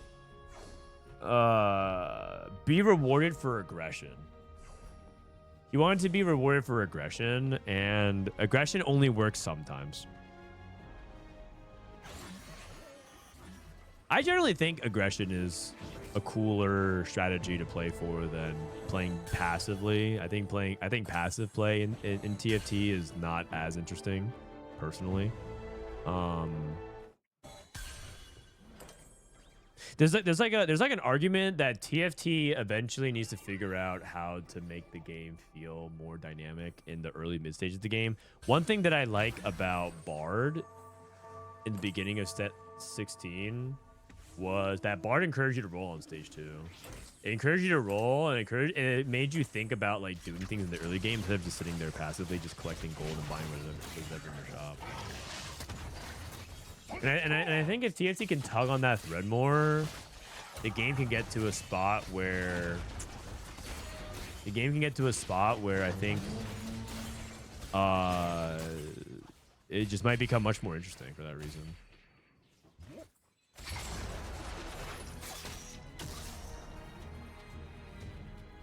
Binteum winning out, man.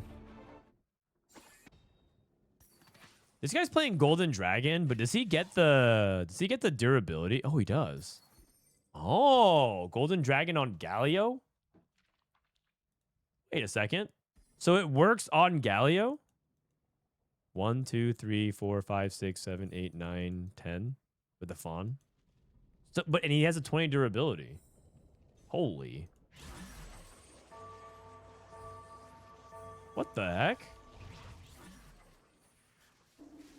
I feel like this set rewards being aggressive. Yeah, in general. But like I think that I think Bebe would have been good this set, I think. But I think Bebe has quit TFT.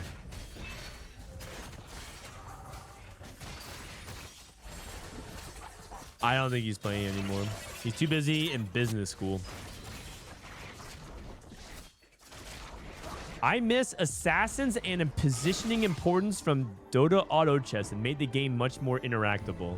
Okay, you know what my hot take is? Dota Auto Chess had so many bad designs baked into it, and also it never really hit the popularity and saturation point that TFT has. If Dota Auto Chess actually continued to exist on, it would have been exposed for all the bad things in the game. Problematic designs, its convoluted item system. It's like completely broken, like the way you would interact with champions. Like you had to like click and everything. Like there's so many bad things about Dota Auto Chess, but because it was like first exposure to a lot of people for the genre, people are like, well, this was like really good, and I actually don't think it was good. And I also think that assassin play in general is like something that can be healthy for TFT. But when people like romanticize the idea of assassin play, they're thinking about one-way experiences and they're not thinking about the dynamics of how it affects the rest of the lobby. It's like the same. It's like this. It's like hard to take those opinions seriously when like the entire experience of assassins, like the entire argument for assassins is that there's like positional nuance. There's no nuance. It's straight up rock, paper, scissors. It's just straight up rock, paper, scissors. If you find the nuance of like, did I position around it and guess the 1 and 3 or 1 and 2? If you find that interesting, then more power to you. But I personally don't find that interesting. It's a complete. It's like a way that you can just cheese wins. No different than if you find like if you play StarCraft. If you like choosing to play like for like a 4 pool or a 6 pool, that's interesting because you're like, well, if they were prepared for it, they win. If they're not prepared for it, I win. That's a nuance.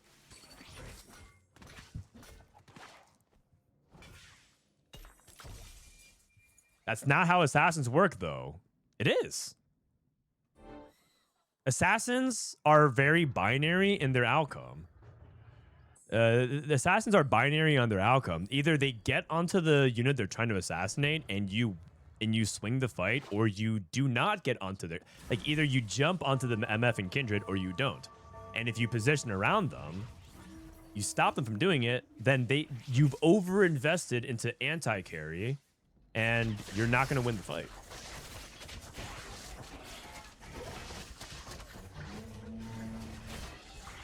And it's just a very like toggle, did it do the X? And if it didn't do the X, I guess I lose. And that's fine because like strategies like that should exist, but I don't. I feel like there's not as much. I must be missing something because when people try to explain the nuance of it, it feels like it's just glorified coin flipping to me. That's just my opinion, though. You know, my take. Maybe it's a bad take. Spoiler, it's not a bad take. It was a good take. Well said, Frodan. Thank you, chatter. You don't have to type in chat. I know you were thinking it.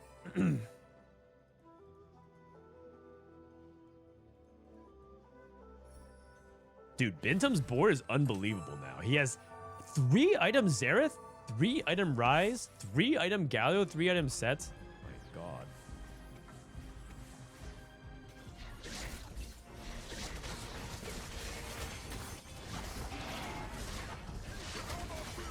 You think the best board with Vanquisher, Noxus, Demacia is Demacia 7, 5 Nox? Probably not.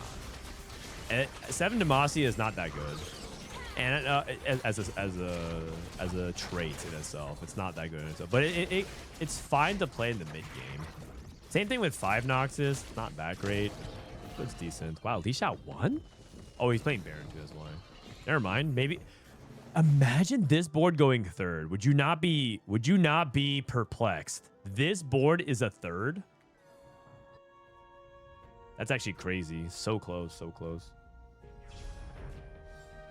You're low-key right. How do you feel about general positioning mattering? I think positioning, okay.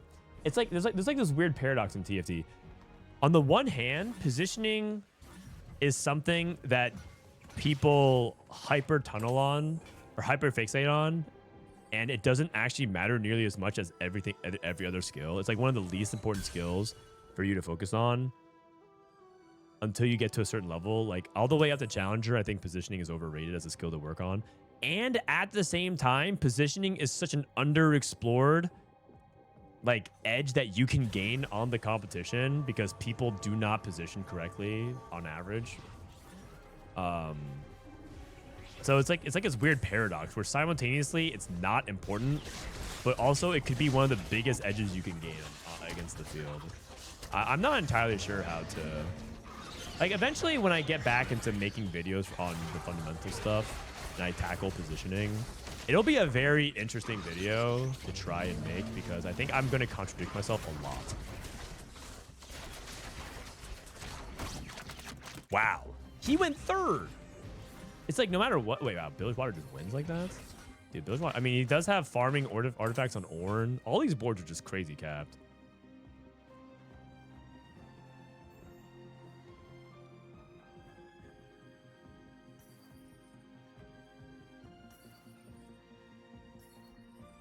I have a bit of knowledge of this, being one of the top DAC players out of China for the past 2 years before switching. I think Tier 2 superior game after China, but I do miss positioning a lot. Well, if you're focused on top level, I would say that on average, top level positioning, it's one of the great, it's like the great frontier. Like, I think very few people are good at positioning. It's probably a better way to describe it. If you think that positioning is solved in TFT, that is usually a sign that means that you don't actually understand positioning at all. It's actually quite unsolved. But also because people are generally speaking not very good at positioning, it's not that important of a skill because there's just so many other things that are lacking.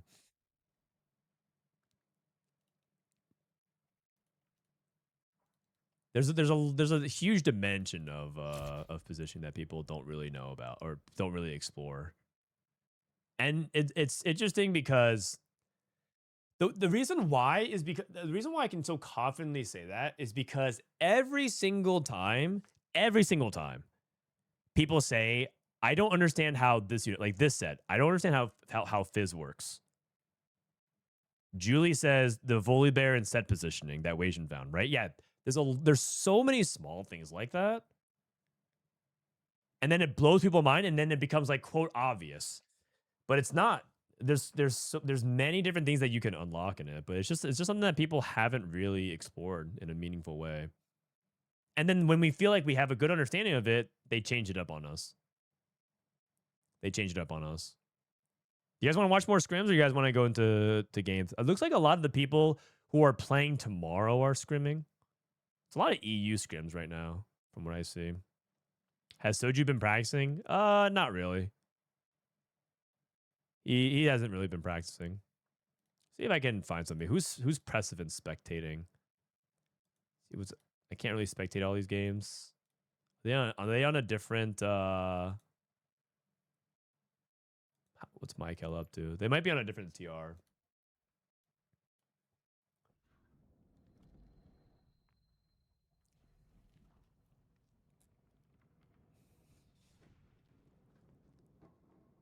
It's just an invisible thing to most people. Yeah, I think so. I think so.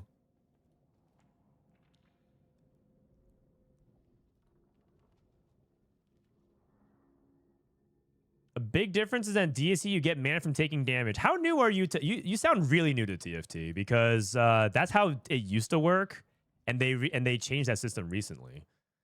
You sound really new to TFT, Oli, because they changed that like last sets. That was true for years and years and years, and then they revamped the role system because they found that that led to really degenerate systems of like having drain tanks go infinite and things like that. I mean, I think we can just disagree. So, like, I think what it is you're new to TFT. You're in the process of learning all this different stuff, which is great. Welcome to the community. But I would also say that a lot of the things that, like, one thing about TFT that's defined over other auto battlers is that TFT has put out way more sets and content than any other auto battler, period. They've explored many more frontiers within the genre and design space than others, and we've learned a lot of lessons through it. Both good and bad, and to be fair, they're still making a lot of mistakes. I'm not saying like Riot's perfect. They still make a lot of mistakes, especially ones that they said they wouldn't do. They repeat them anyways. But I would say that like we've gone through many iterations of like what this type of champion has been. We've gone through many different types of magic casters, and like what about an AP carry that scales up attack speed? What if it does AoE? What if it does straight line? What if it does single target? What if it does a transformative thing? What if it channels, right? We've done all kinds of variations of things, different kinds of spell shapes. What if it's like a champion that starts off here, then teleports, then jumps to the back line? And we've done all of that. And there's still a lot more to be explored. And so it's interesting when people come from other games and they say like, oh, well, in other games, this exists. And it's like, well, it's possible that we've actually covered a lot of that. Because they put out 16 sets plus extra change on different design spaces. I would also like to explore a different world. One thing about Mortdog's podcast, Walk the Dog, that he actually covers, which is really interesting, is what does TFT look like if they rewrote a lot of the fundamental rules? Like, what if they made it so that TFT wasn't 5 interest gold and it was like less than that? I think he said that the actual pragmatic application of that is that people just aggressively level all the time and they don't really save as much because as soon as they get to 30, they just start pumping levels. So they have to restructure everything. They're not like rolling more, they're just leveling more. And it just makes like early game kind of like who can just like level in tempo. But I do think it's like interesting because there's probably some design aspects of a lot of other games that they could probably incorporate in a way that makes TFT more interesting personally. Have you played Hearthstone Battlegrounds? Yeah, I did. I actually have casted Hearthstone Battleground tournaments in the past. And, wait, this guy wins, right? Yeah, he wins. Okay. I'm pretty sure Briar wins. It's just, I don't want to be wrong on that. Let's take a look at, Maikel's POV here. Need you at 3s. Okay. Isn't more consistently GM? Yeah. He's like high masters GM and then kind of stops around there because the grind from GM to challenger takes probably as long as it takes to get from masters to or like diamond to GM in the first place. It's like to push beyond GM, especially the way Mortdog plays, because Mortdog plays very top 4 oriented and less first place oriented, and he knows that. It's just hard to do. So I think for him to push higher than GM will require a time investment that I just don't think is sustainable unless he make active cuts in other parts of his life, and it's just not worth it. NA is kind of legitimately a hard server to climb on Challenger now because there's so many people from other different servers. NA is one of the biggest servers. One of the biggest servers for like climbing at the highest level, because at any given point, not right now. Currently, right now, climbing on NA is not what is like. It's like whatever. But during the season, during on season of ladder climbs, NA is very hard to climb. China plays on it. APAC plays on it. Europe plays on it. Top Latin Brazil plays on it. Right. So hard bargain, Bilgewater. Ooh, a Vagar game. Okay. A Vagar game. That's interesting. Warpath, Vi 2. Man, Vi 2 is so nasty. I kind of think Vi 2 is a little OP early game, personally, but... What overlays do you use when playing? I use something called TFT Academy. Have you ever heard of it? It also has your replays. You also can like look at these replays and look at the different moments. You can even draw on it.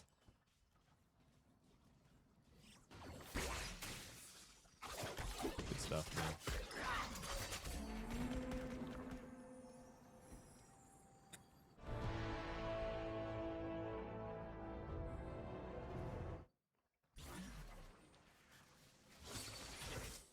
All right. Clear mind. AUG full open. Oh yeah. What do I think about Hearthstone Battlegrounds? I think Hearthstone Battlegrounds is just it's like a different type of auto battler, and it just feels like to me it's like a more flexible auto battler, but it also is very samey to me. In the end, TFT is like a game where it's all about whether or not your army has more stats than the other army. And but Battlegrounds is like very deliberate about like it just becomes about like who has like bigger numbers. And I feel like that play pattern, that play loop, I mean they do a good job like mixing it up, because sometimes there's like different ways you can go about it. But then the game kind of gets to a very heavy APM loop that just feels like at a certain point it's like a too APM intensive. And I just like the visual style of TFT a little bit more. It hides it better. There's more unique things happening in TFT relative to Hearthstone Battlegrounds, in my opinion. It's obviously different for each person. But if you like flexibility and sort of like the elegance and simplicity of Battlegrounds, then more power to you. The Battlegrounds is like, it's too much of the same thing, and it's too APM intensive. And I also like really don't like that they punish you for not cheesing for that. Like the way the game works is like if how many times you play, like let's say every time you played the Shen on the board, it gave your units +1 damage.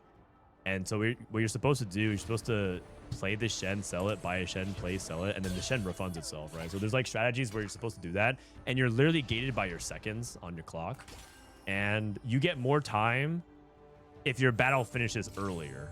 In TFT, everyone starts a round at the same time, but in Battlegrounds, you start your turn the moment your round is over. And so what it encouraged people to do was literally disconnect from the game and reconnect. Like it was optimal to click exit game, reconnect, so that you skip the combat fight, so you have more time to just literally play your Shen to buff your army. And that's actually optimal at highest level. It's like the correct thing to do, and everyone does it. It's actually kind of silly / embarrassing that that's like the way to play at high level. You just don't even watch. You don't even watch the fights. You're not even watching the fights. You spend this entire time building up this cool army, and you're just skipping the fights. All you're doing is just literally clicking stuff and dropping them off and just buffing your. But it's just like, what? Where's the payoff, man? You know those YouTube videos where they say like the most unsatisfying video of all time, and it's like everything almost happening, but you don't see the payoff. You don't see the climax. People get mad when your opponents forfeit before 3-star 5 costs. That's just the Battlegrounds experience. You're just constantly on edge, man. You're getting blue balled. This guy has RE2 Mundo 2, by the way. Insane start. Absolutely insane start.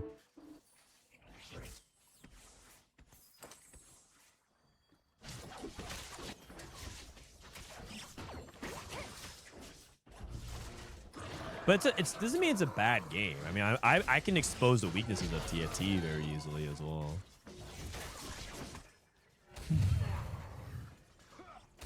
TFT, the game where in the first 4 shops, you commit to what you play. You don't scout. You just sit there. You AFK, look at Netflix. You don't play the game for 20 minutes, and you roll down, you miss. Oh, well, I guess I lose. Go to the next game. That's how some person that wants to misrepresent TFT could also talk about the game, right?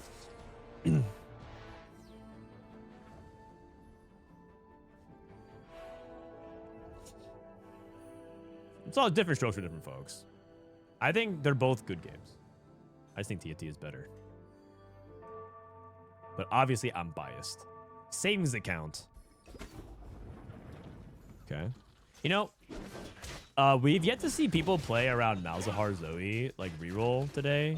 And I feel like every time I say, oh, is this guy going for it? They end up not doing it. But this time, I'm curious if he's actually going to do it. He has Bard, he has Nautilus, he has Heroic Grab Bag.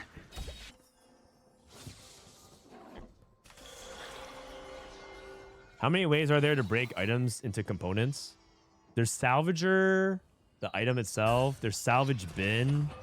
Oh, this guy had Leona too. Oh, I think he's playing Malzahar Zoe.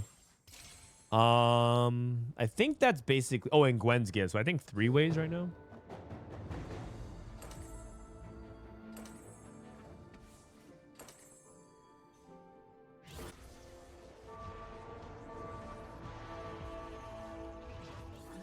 That's how you average a 6 in TFT. It's true, but most people play TFT in that way. A lot of people don't want to play TFT in a hyper sweaty competitive way. Most people just want to have fun. Ahri is their favorite champion, so they're just going to try to play Ahri. And they're like, oh, wait, I also like Zoe. Okay, I'll just play around Zoe. Oh, I'll play Ahri and Zoe. Oh, I know what. There's so many people who just do not take TFT seriously at the level that a lot of us do here in chat. We are considered to be like hyper sweaty, overly competitive gamers. For most people, it's not that serious. It's just TFT. This is Maikel. I think Maikel comes in as top of A tier, bottom best tier competitor. I think after this game, let's do our tier list and then let's jump into the ladder. Yeah. This will be the last pro game we cover today. Piltover and Zon. What the heck? Piltover and Zon.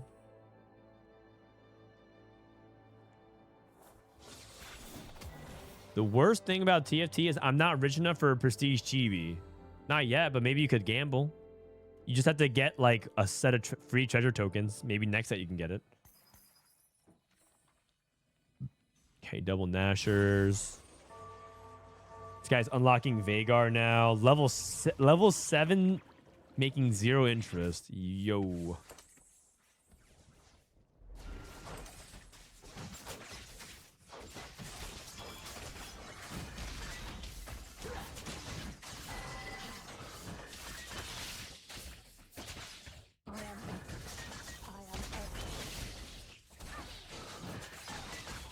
Well, I mean, we'll see if Veigar is good enough here. He ends up getting the win. I do quite... I mean, he also has Nashers.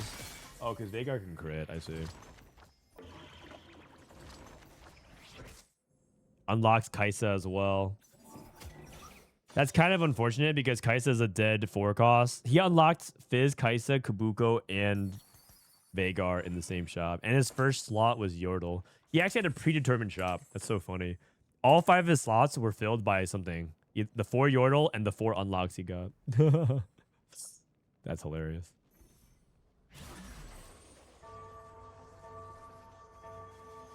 Zoe, okay. How's Clamo's Malzahar reroll comp coming along? Stone plate.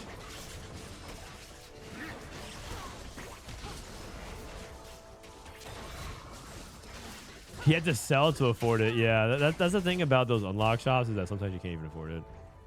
Looks like he's losing. He's not. The thing about this Malzahar is he's not playing LiShao nuclear. He's playing adrenaline modules. That's not the ideal one. Og. Clear Mind. JG. Wow. I think he's just super fast 9. Look at this guy. Og is Clear Mind and explosive growth. EXP upon EXP. Interesting.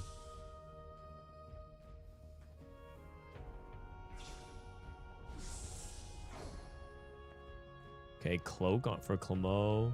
What's Kojnid is just playing the Mundo Ahri, right? Yeah, he's in a good spot. So how many people are AP? AP, sCsC with a gold Mafi. AD. 7 AP players. Snip, snip. I wonder if for the Worlds patch, all they do is buff the AD lines a bit, and then the set's in a good spot, like perfect spot. It just feels like there's too much AP going on. 7 people playing AP. And to make matters a little bit more frustrating, the best build for AP involves gloves and bows, which is what AD wants as well.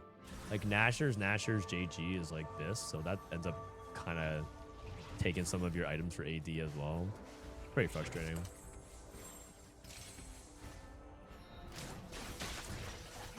Oriana.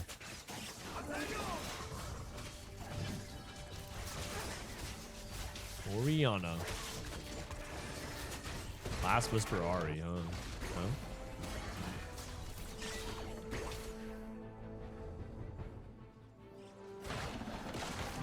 Maikel loses here. Is Og fast 9?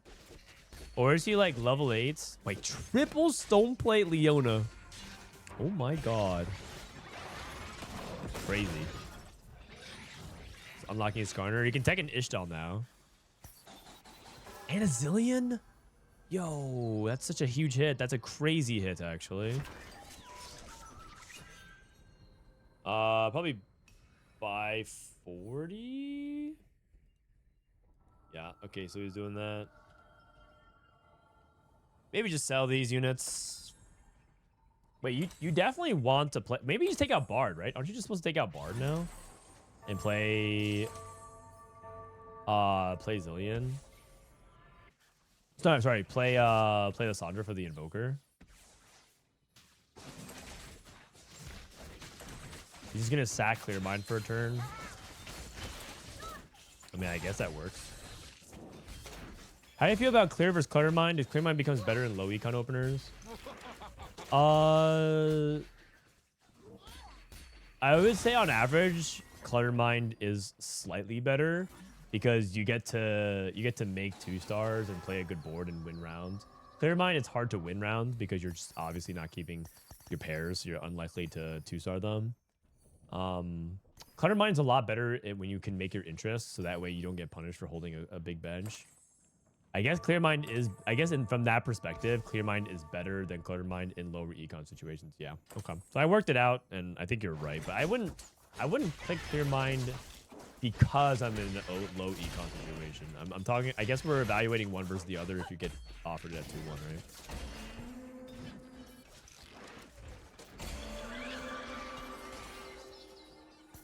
August pre-level to 8. So the roll from Dr. O finds Mbessa 2. You don't even need Mbessa 2, but you can just play that. So he's just playing Mel. August. Looking for... I think you're supposed to... As soon as you hit Zillion, I think you're supposed to play Zillion carry. You could no, you can actually play... You can actually play Zillion Invokers here. Zillion, Milio... you don't even need Milio, honestly, but you can. And then you could play Oriana for Piltover, +1.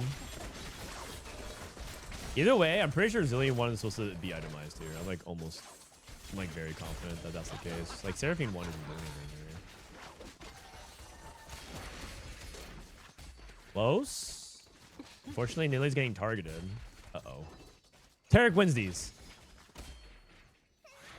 Yeah, the bomb actually got it. Nice. You got the win. sCsC, Golemify. Sword Overflow invested in Band of Thieves. Playing Bilgewater, 7 Bilge. I like Hold the Line a lot here. Just for damage. Clameau's rolling. This is the Malzahar board.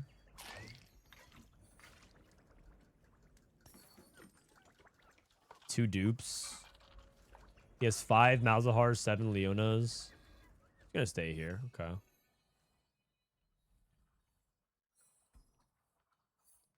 Commerce Core for Maikel. Oh, wow. He's trying to play Mel. Okay, so he's just playing Mel. So we have 2 Mel players. It looks like to be 3 Mel players. No Mbessa, though, for this guy. So Kaito's in a bad spot. Vagar for Inpath. I mean, I think Veigar's pretty underrated. He's still far away from level 8 though. Took Soul Awakening. Early Annie for Kojnid. Low mana on Annie. It's gonna take forever for her to cast. 15-second Annie cast. That's just super slow, but the AP damage is pretty high. It's actually kind of close. Okay, Og. I understand the Mel glaze now. Yeah, Mel's great. Mel's really, really good. Doctor got the Mel. So Og eventually transitioned to Zillion. That makes sense.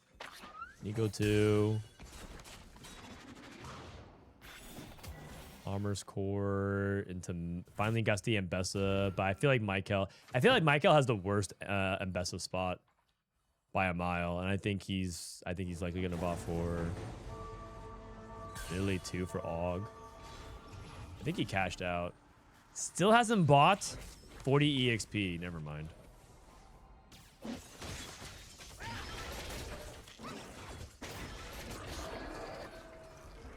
How's Clomo's board doing? He has 3-star Leona. Okay. So he's like his dupe for this 2-star Leona.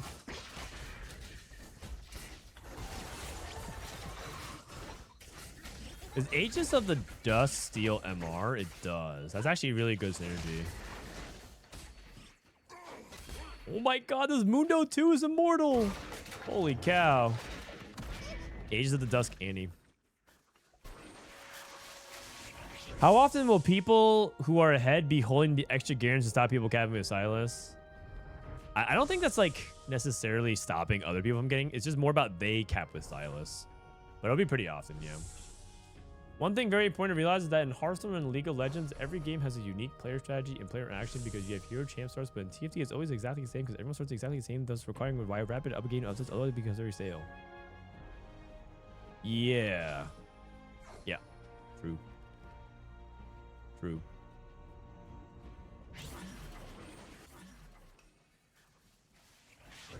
No loose threads. Yordle dupe. Dr. O gets a 9. Guarantee sell. Silas unlocked. Here we go. Zillion pair. Okay, I was gonna say, if you hit Zillion 2, do you make Zillion 2?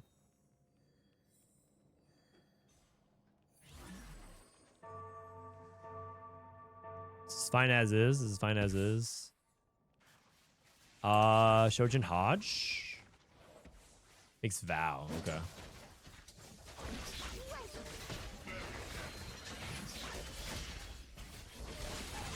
Just have the Silas cast a little bit more often. I think that's fine. Dr. O, he's in a pretty good spot, I think. If is gonna die here.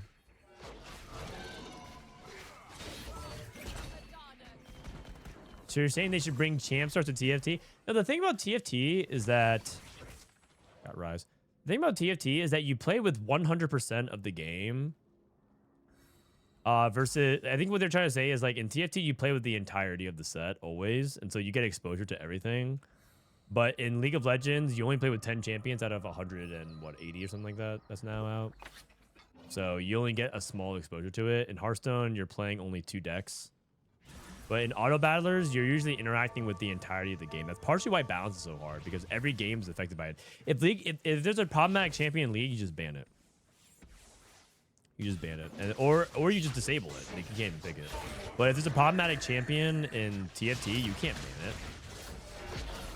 Auto chess tried to do this thing where they like ban champions and put them in jail.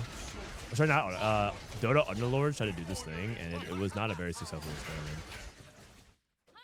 It was like an interesting idea, but the actual implications of it ends up making a very unhealthy game pattern. It's like, well, okay, if Mel is banned for the day, then now the only thing stopping Mel is like Silas, so now everyone just hard forces Silas. Silas and Mel are banned, so now the only thing that's like OP now is Veigar. Everyone just plays Veigar. That's kind of what ends up happening.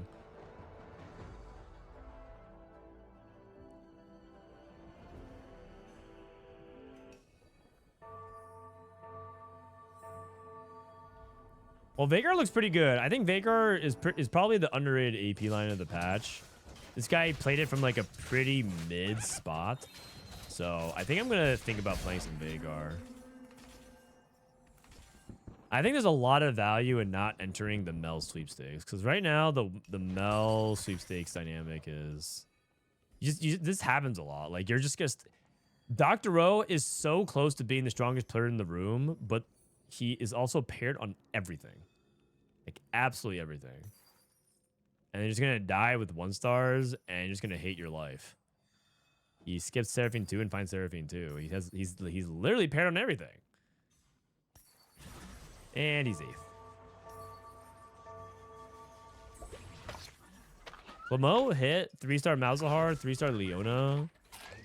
If this board, I mean, he's playing no Leechy Nucleus, right? I mean, I thought that you don't really play this without Leechy Nucleus. His setup outside of it is not even bad. I just don't think he can keep up without the leeching. He does have Gunblade, though. So maybe he has the belief that you can make this work even with Gunblade, with just a Gunblade. Do you think he's going to win this game?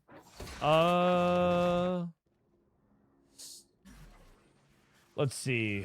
I think sCsC is top 2. I don't think AD closes the game very often from this spot, but I think he can. If top 2 is pretty good. Impact to get Silas. He's giving up on Veigar. He's giving up on Veigar 3. Annie gets second a lot as well to the Mel boards. Whoever can finish their Mel board first. But I feel like none of them are. Kaito's not finishing it. Maikel's not finishing it. Dr. O's gonna die. So I guess it's gonna be one of the people at top. I'll go with Kojnid. I think Kojnid will win this. He's level 940, and he can hit Annie too, and then he can just cap with Silas.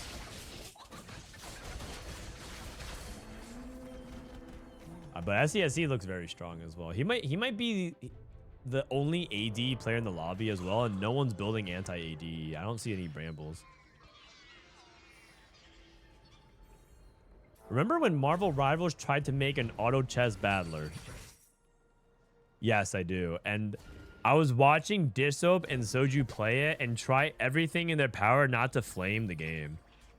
Because they don't want to flame a game that's sponsoring them. But I could just tell they were not having fun, man. I could just tell that they were not having fun. They're like, yeah, okay, this is interesting. I mean, it looked like it had some unique ideas, but it just looked clunky. It just looked clunky to play. It did not look very fun.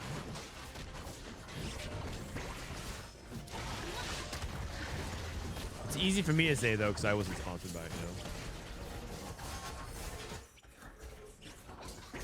Didn't Pokemon make an auto battler? I think it's like too simplistic. I think people felt like it was like they tried to make it a simple game.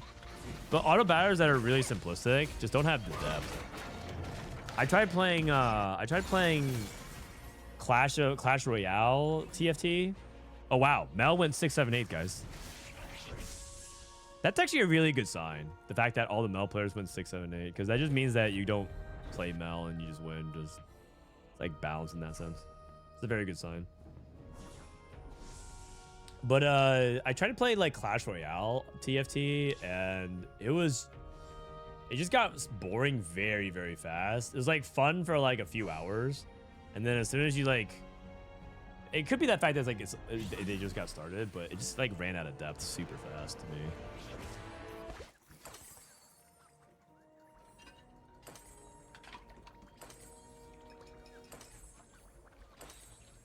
Pokemon lends itself well to the auto battler mechanics with the evolutions. The very first version of auto battler, like auto chess, was Pokemon. It was Pokemon auto chess.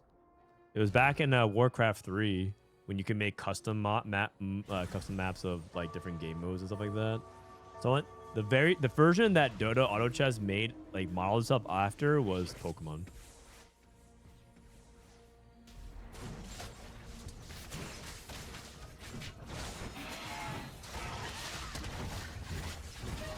But this was like 15 years ago. Like a very, very, very long time ago. It was like back in the days when it was like before, it was like even before StarCraft 2 came out. You know?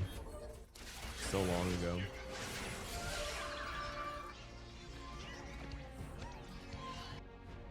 Now it's tied to your card levels. Yeah, I hated that.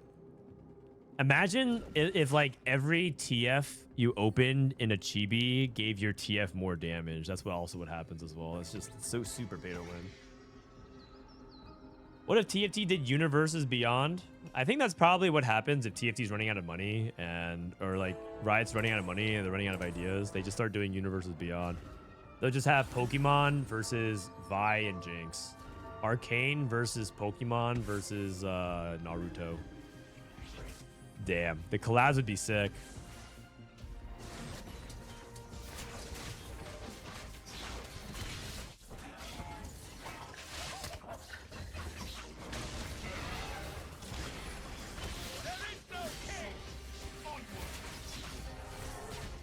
I mean, Ogg's winning out. Ogg, if he gets silenced too, I can see a world where Ogg wins out. His board is set up really well. I think my pick was Kojnid, but I can see Ogg winning out if he can get to... Man, Ooh, he I'm getting did. dogged again. And now he has to just unlock another Xerath unit. I still think Kojnid is very favored, though. sCsC. Playing Bilgewater cap. But his cap is, like, not that high right now. He needs to get to 9. He kind of has the same problem as me, which is like he struggles with 9. Absurd Bluebird, thank you for 15, man. I gotta admit, these past sets made my boomer ability no longer able to keep up, even casually, but I still love watching. Yeah, TFT has become kind of a young person's game. Anyone who thinks TFT is a game for old people, they're just not being very serious. TFT is actually a game where it's like kind of hard to keep up mechanically. You have such a short amount of time. You have to do so many actions these days.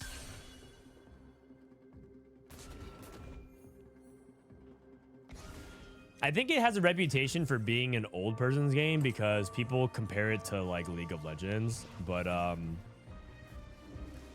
mean, League of Legends is not even like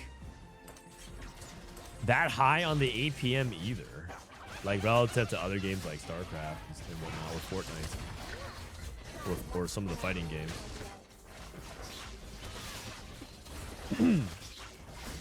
It's not a boomer game. Like, try teaching TFT to any of your parents or adults. Like, they will not. It's very, very hard for them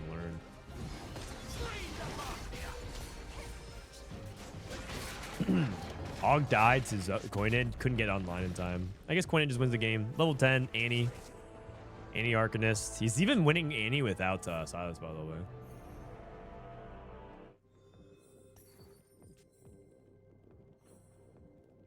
It's actually like, I actually think the people who think TFT is an old person's game is like the cooked ADHD young generation gamers who like there's some people, there's a lot of people who actually think that. And they're like the people that need their streamers to have like a temple run like game happening on top of their head while they're watching like someone play Valorant. Like that kind of, it's like those kinds of people. Completely fried attention span players. If you think that it's like a game for old people, yeah, you might be cooked.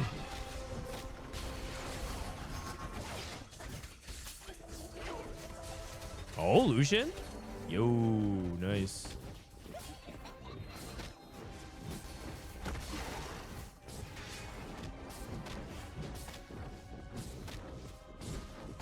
I'm 41 and I'm in plat. I'm 40, I'm in diamond. It can't be that bad. Oh, you're not. It's not bad at all. I'm just saying, like, people assume that it's like a game for old people, and I don't think that's necessarily true. I think that it's a game that can be played by people of all ages. I would like to think that, but I would also say that TFT's skill set, as they develop more complex systems, tends to skew more towards people who are like younger.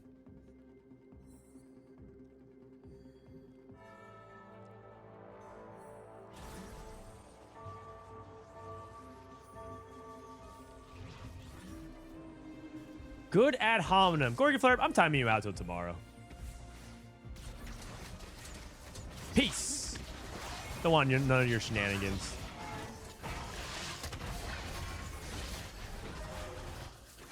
Chat, is Greg playing this weekend? I love Greg. Yeah, Greg's playing. This dude just harassing me, rage baiting me in chat.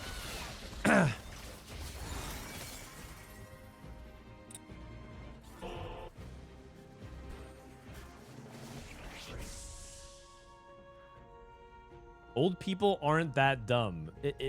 I'm not saying they're dumb. I'm just saying that the game is not... I just got done playing a weekend of card games. That is a game for old people.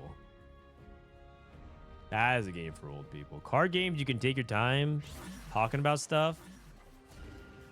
TFT is not an easy game to like. It's like one of these things where I think there's like an inferiority complex with a bunch of TFT gamers. They just think that because it's not like League of Legends, and that's actually a lot of the comparisons they make. They just keep saying we're not League of Legends. They just keep like having to, I don't know, I guess like shit on TFT of being like some kind of easy no skill game. And it's just like, I don't know, it just becomes tiring to read. It becomes tiring to read. It's like TFT is a hard game. It's a game. It's like it's a game where there's an immense amount of skill expression, and I think it's a dope game. And I just like, I'm kind of like, sometimes I just get tired of reading people shit on the game.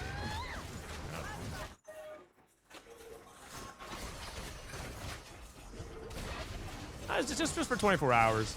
And then I can hate watch Gordy Flip to go dead fucking last at week 1 of regionals, so that he can sit in chat where he belongs. If I have to sit through a season of tier 1, I'm just timing him out on 2-week cooldown. 2-week cooldown. Don't want to read this guy's chat messages every day, lording over me that he made tier 1.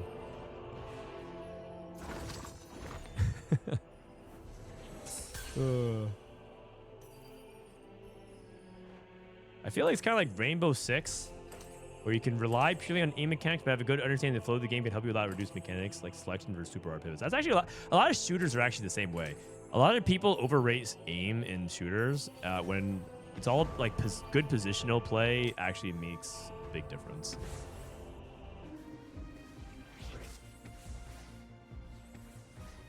My girlfriend says it's harder to be gold in Valorant than to be challenger in TFT. No one appreciates us. It's harder to be gold in Valorant. Sure. I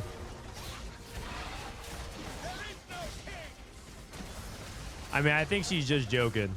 I hope, for your sake. Gold in Valorant. Dude, anyone can get gold. Grab a monkey from the local zoo. Tell him to sit on B site and click on the mouse every now and then. You can get golden Valorant, man. That's a red flag, brother. Get out while you can. All right. Annie. Okay, overall, I think that's going to wrap up Scrims. Unless you guys want to watch more Scrims with some of the players. But I'm ready to jump into some ranked. I want to play a little bit of ranked before our podcast. Our podcast is going to be in about 2 to 3 hours with Wasion and Solus. So I figured we can hop on some ranked, play some games, and then... Oh, wait, no, I have to do my tier list. Oh, man, I have to do my tier list of the players. Okay, this is what we'll do. We'll run ads, and I do my tier list, and then we'll publish it, and then we'll go into rank, yeah? Let's see, Vodan playing Valorant. I got to whatever the rank is above Diamond, but lower than Immortal. I got to, I think, what's it called? Ascendant? And then I stopped. Okay, so Cambulee. I think Cam comes in. Let's see. I think Cam comes in as a player that had a kind of a rough season, actually. He did really well the past couple of sets, but something about set 16 hasn't fully... I mean, it's only a few tournaments, so, you know, small sample size. But Cam is playing in week 1, and I think that's sort of a upset. Or like a slightly disappointing finish. So I would say that he's still a strong player. I'm going to put him in A tier. He does a lot of preparation, a lot of good ideas, really like a lot of his play. But I would say that he hasn't had like the best set, so it's kind of hard to put him higher than that. But he's definitely been one of the more notable performers recently. Ripple Overdrive. Ripple is, I think, a player that he's gotten to tier 1 finally, and he deserved to be in tier 1. He's had some good moments, some bad moments. He's had like cups where he did really well, like the cup 3, and then cups where he's flamed out. And I can't tell exactly why. When I asked Ripple about some of his underperformances, he doesn't exactly explain it either. He's just like, yeah, I think I put a lot of work in, and sometimes it just doesn't show. And I'm not sure, but it's not like he doesn't work hard. But I think Ripple is like solid here, middle of the pack right now. I'll probably put him in B. Ready. So these are like underdogs. The week one underdogs. I think Ready comes in as like an unproven commodity. I've followed his journeys in cups before, and he's capable of making deep run. But you know, D again, we'll probably like label these tiers, but he's just unproven to me. Phoenix is basically like sometimes like an S tier player where this dude's just winning everything, but like most often than not, this guy's just not taking the game seriously. So I think Phoenix is like underrated, but at the same time, this guy just on average performs pretty poorly in tournaments. But every now and then he puts on like a godlike run. Panny Andrew. I'm gonna put Panny. Panny's improved a lot actually. I think putting him in D is a little bit low, but he basically has like 1 or 2 good cups per set. I actually think that he's capable of making tier 1, but he needs to like basically play lights out. He needs to have like a good meta read, which sometimes he does, sometimes he doesn't. And he needs to play lights out, which sometimes he does, sometimes he doesn't. So I think I'm just gonna put him here. Jose Deleted, I think, kind of is playing in play-ins. He also he's actually been the player that has actually played, who might be performing worse than Milk. I think Milk actually isn't dead last in points. I think it's Josue. Yeah, Josue. So that probably says a lot. The fact that Milk, I would rank Milk dead last if it wasn't for Josue's performances, because his performances so far has been last, second to last, and then fourth to last. So in general, I'd probably say Josue has to be the biggest underdog here going in. Millennium Fox, another like challenger player that I've seen, but it's kind of unproven. Milala. I think Milala is just become completely like eternally underrated as a player right now. I just think that most people think that he's just like part of the forgotten champions, but he's looking pretty good this set. He's high ranked, high ladder, good cup performances so far. Overall, I've been liking a lot of his play. I don't know if I put him in A yet. I just need to see. I want Milala to have more confidence. He's just really low on confidence in general. And I think that his past few sets performances since set 11, he didn't even do that badly in set 11, but he missed out on regionals, and that like caused a spiral of confidence. I just wanted to reclaim that. Ladder Slayer actually low-key been doing pretty decently. He's actually been one of the people who's having a quietly good season, solid season. He almost made final lobby once, and I think it's the fact that he didn't make wake 2 was because he performed really badly in one cup, but he's like actually kind of decent though. Kurum, I think Kurum, when he's playing really well, can make worlds, but his volatility as he used to be one of the consistent performers, and now I feel like Kurum's kind of gone to volatile tier, where like some tournaments he's just like he's making final lobby, he's crushing it, his meta read is dead on, his confidence is super high, and then all of a sudden there's like the Kurum X that just like does not have anything going. He's like raging and like crashing out and just kind of flaming out of the competition. So I'm putting him in B for now. Kiyun, I love Kiyun. I think he's like putting into practice, but I just don't think Kiyun's win rate is his top 4 rates. He actually had a tournament where like the only times he ever top 4'd was first place. And he needs to work on his consistency. His consistency's all over the place. He's too volatile. He's playing week 1, right? Or is he in week 2? Kiyun. Oh, he's week 1. Yeah, I'll put Kiyun here. Wigwug. I think Wigwug is improving. I'm gonna put him a slight cut above Panny Andrew, but below Phoenix. Konda, he's a player that's been okay in some tournaments. I'll put him around here as well. Jungle Book, I wanted to get, I know he's putting a lot of work in, but unfortunately 3 tournaments of of underperforming, and Milk has to be the bar, right? Because if you're doing worse than Milk, that means you're just having a bad season. So I'm gonna have to put Jungle Book here. I was originally putting him somewhere here because I know he has good work ethic, but his performance hasn't been there. Don't know much about this guy, so I'm just gonna put him in the middle of the pack. JD, I think JD is actually not playing much of the game because he's busy with school season. So don't really know too much about where JD's practice is at, but I think he's probably not in form. JRC, he's looking decent in scrims. I'd probably put him right around here. He's got some good tech. I think he's an underrated player. Riveting did well one cup. He actually won one of the cups, so I think that at least deserves C tier. But he needs to show that he can compete against the very best. HSK, he's made worlds before. But his performances are also kind of all over the place. I'll put him right around here. Gorgo Flurp. Bro, put this guy dead last, man. This guy is just backseating, yapping. 999 plus measures in twitch.tv/Frodan.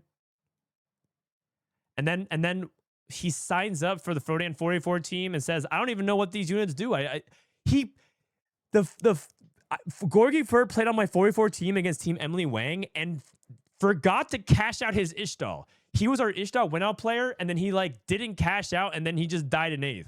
For that, bottom of the D tier, man. Funkster. I met this guy at Paris. Cool guy. I think he's just again, D tier is unproven. It doesn't mean that they can't do well. It's just that they're underdogs. I think he's an underdog. GG9. I actually don't know much of this guy, so I feel like I'd be just bullshitting at this point. Milk has to be towards the bottom here. I actually think it'd be a miracle if Milk makes it to week 2. I just do not think he has the drive, and right now, just quite frankly, he does not have the skills at the moment. Kiki C tier. He's definitely made runs before. Very hot or cold player, very streaky. Eagle Illusions is very good, but kind of in the current X tier. Before, he was kind of known for being very consistent and dominant over Brazil. But Ego is not in tier 1, and he's kind of struggled to even get close to tier 1 in terms of winning the cups and things like that. But he's definitely one of Brazil's best players ever. So I think he's kind of gotten back to being underrated because people don't talk about him. DQA, man, this guy's still playing TFT. I mean, he's a genius. He's an actual bona fide, by Merriam-Webster dictionary definition, a genius. But I just think that he, in general, is playing TFT for fun on the side, and he's not fully prepared. If DK was in full form, he's probably somewhere here. But I mean, he's just playing TFT for fun on the side, and the fact they qualify for regionals is actually it just shows he's a beast. Okay, Dehua relative to this field actually belongs here. I usually kind of put D for Dehua as the meme, but he's clearly proven himself. And he did have a rough start to the season, but he actually clutched out a good Cup 3. So he was almost here, but he still got it. I think Dehua, especially if he locks in for regionals, this man's proven to be pretty clutch. Deadly CO2, ladder player. I'm just going to put him in the sea of ladder players that have qualified. Can make a run, but, it just depends on good meta read, good practice. Regular GM challenger player. David Ace, kind of in the Jungle Book territory, hasn't really performed very well in cups. Isn't he tier 1? Yeah. Oh, he actually did pretty decent cup 2. Never mind. I might have confused someone else. I'll put him in C tier. I'll put him above these guys. Soulless. Easy S tier. Next question. Dank Memes. Dank Memes has to be the top of B tier. Probably bottom of A when he's in good form. I'm actually surprised because Dank Meme seems to not clutch it when it matters, but that wasn't true for sets 11 and 12, sets 12 and 13. Sets 12 and 13 he clutched it when it mattered, and then sets 14 he didn't clutch it. Or yeah, set 14 and 15 he didn't clutch it. So it's kind of 2 sets where he did clutch it, 2 sets where he didn't clutch it. So I think Dank needs to, his skill level is definitely here. But maybe it's a combination of low rolling, maybe it's a combination of bad read or whatever, but I'm going to put him top of B. Kai Wang, probably bottom of B.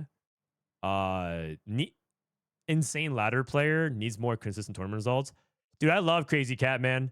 This guy is actually the most fun player to watch in tier 1. Like that isn't a no. He's like my favorite dark horse. I'm gonna put him in C tier. This dude just straight up chefs and cooks it every time. Kopiko's good. I'll put him. He's performing better than Ego, so I'm gonna put him above Ego. Chang Li, underdog from ladder, has made a good run before. Bro, who same thing. Broseph. I actually think I want to put Broseph in B, but the reality is Broseff's tournament performances hasn't been that stellar the past couple sets, which is why he's in tier 2. Knowledge, S tier.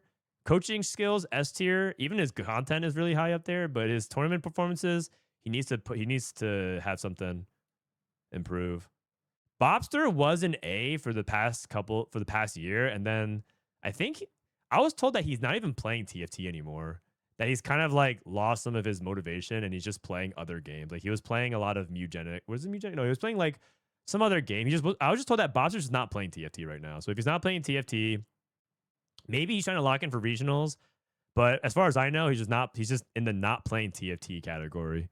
So I don't think it's too disrespectful to put him in D, but I'll put him in C. Black Sheep, best of Latam. But I think that Black Sheep in general, a little bit of underdog. I met him in real life. Really cool guy. Hope he does well. But I'm going to put him as an underdog right now. Just because I don't think top of Latam means that much to me right now, personally. When you look at someone like Maikel, who left Latam to grow, and then some people who stay in Latam to try and dominate a small pond, I just think that you're limiting your potential, personally. Not that Latam can't be good.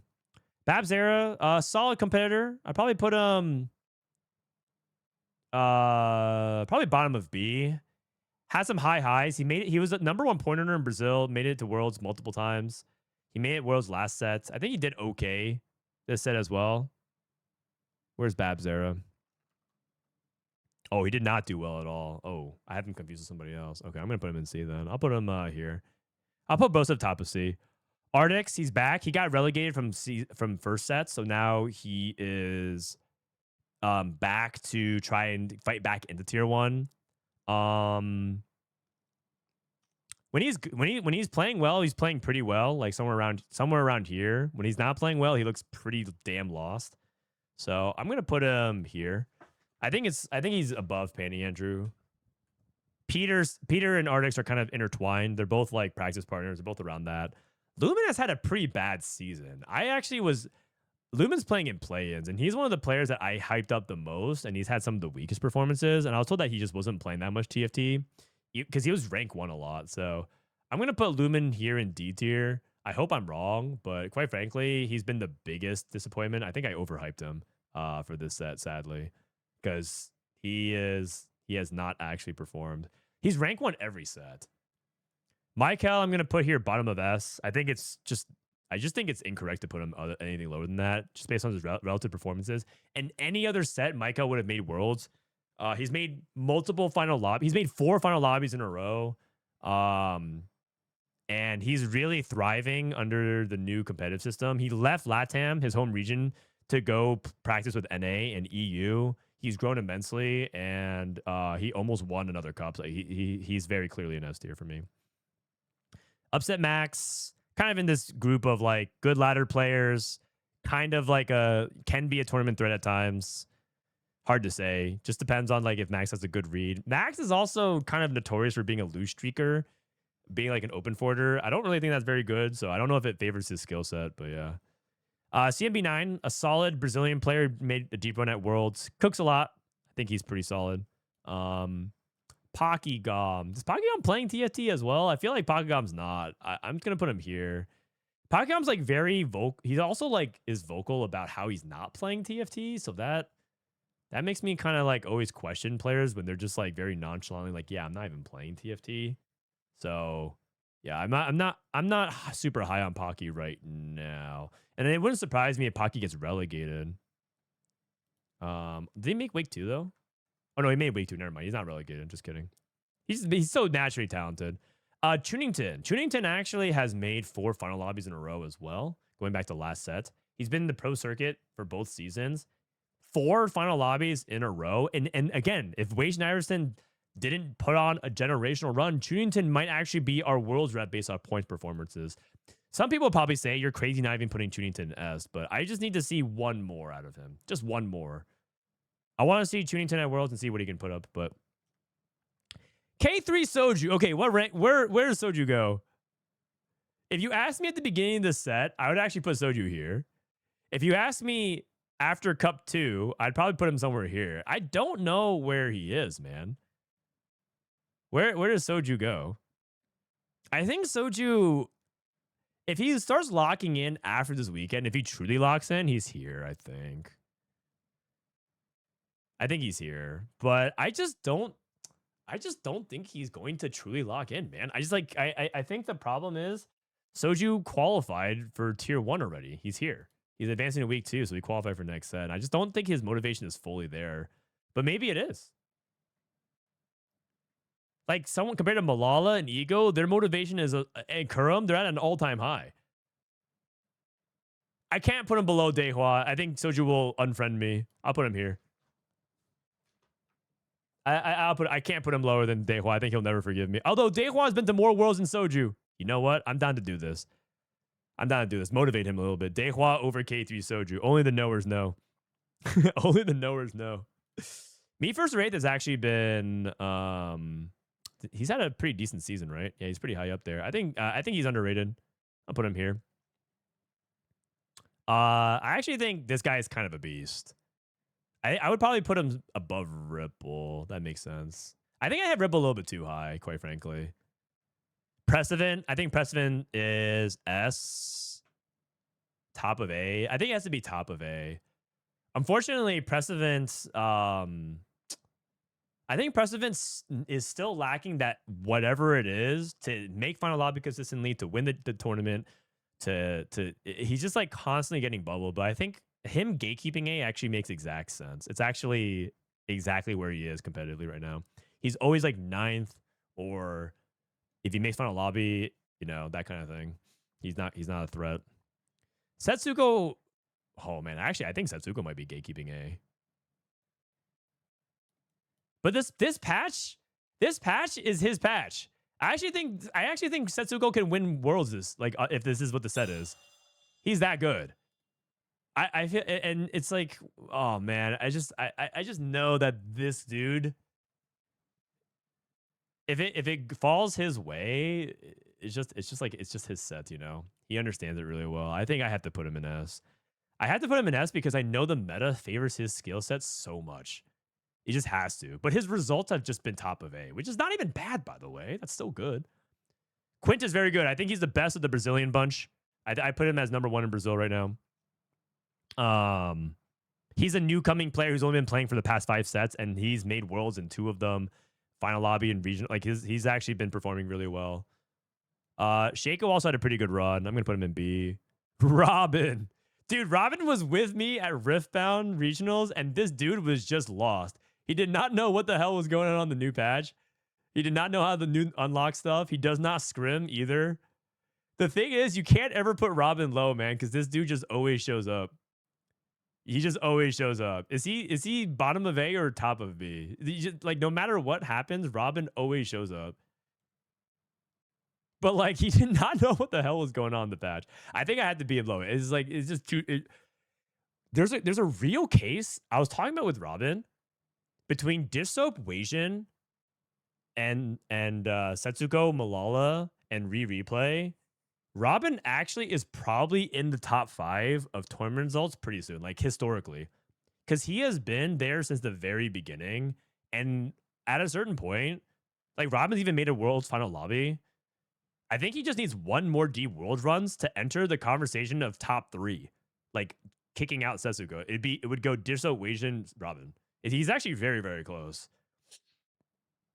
Because just the longevity is there. He's been, because I went back the other day and I was looking at like set 3 regionals, and I was just looking, and Robin's there in Final Lobby in set 3 regionals. Back at all the way, man. Back all the way in set 3.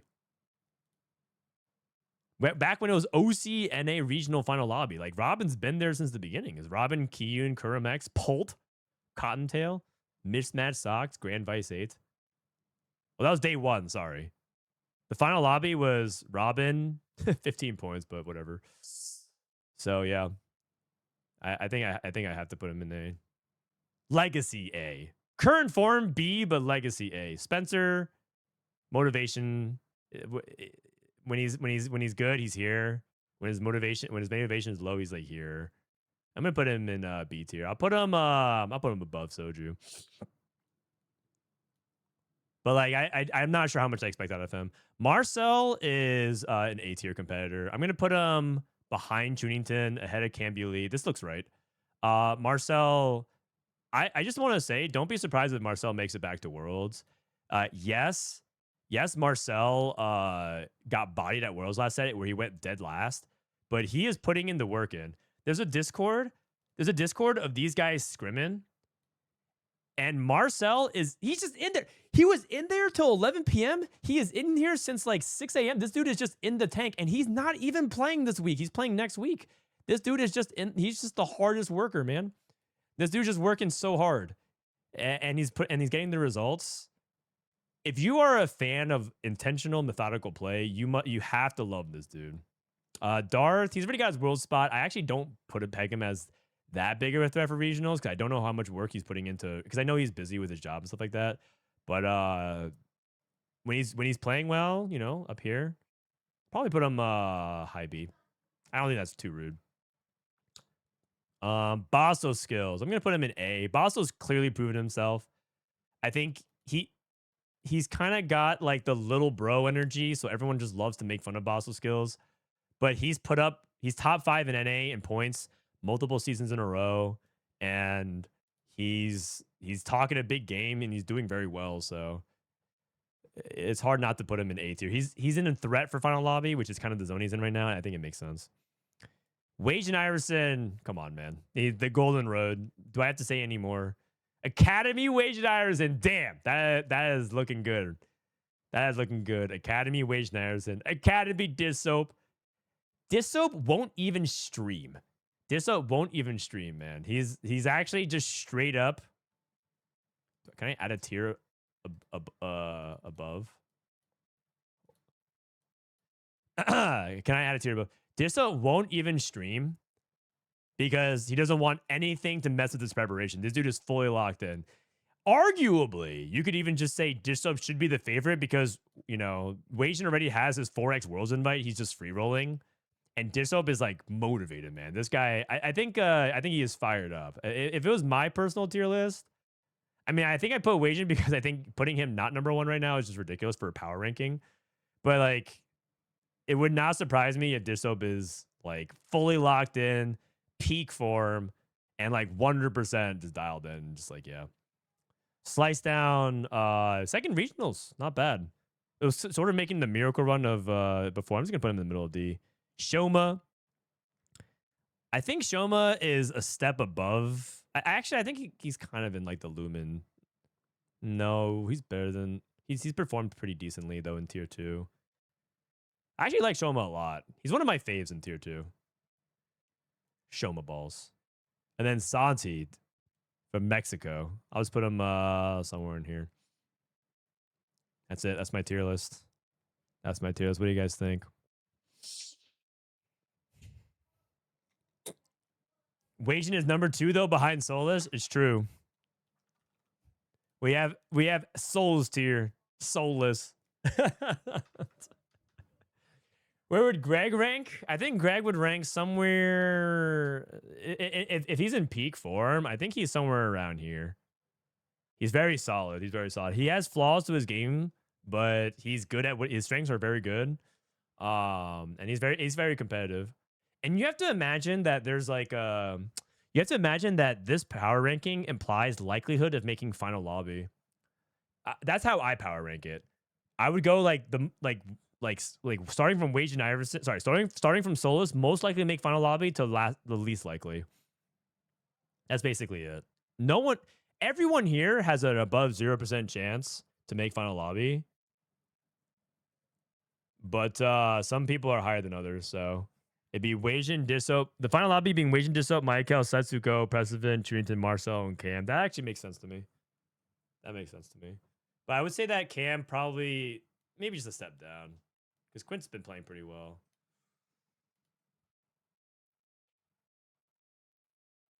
Yeah, that sounds about right. I might be underrating some people in B tier. You could probably argue that like Dang probably deserves a move up. You could argue that actually just these 5 guys in general could be higher up. I think it's actually a pretty good tier list. The more I think about it, the more it like makes sense. Why is Soju not an SS tier? You tell me, man. I'll give you a guess. Are the servers down? No, the servers are not down. I'm just trying to like okay, I need to put Soul. I need to put before I actually share this, I need to actually put Solus in a real tier. I think Solus is here in C tier. Delete a row. I think Solus can make it to week 2 and make it and compete in tier 1. I just don't know if he's actually that serious. All right, this is my tier. I'm gonna post it on social media. All right. What did we say on Twitter? Do the EU one. Regionals, power rankings, S16, regionals, power rankings for Americas. Tiers based on likelihood of making final lobby. D tier doesn't mean 0% chance, but it'd be miracle run. Actually, maybe I should probably like categorize it as such, but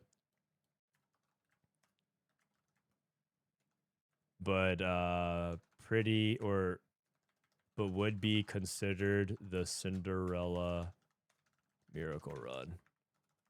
S tier meaning the least surprising.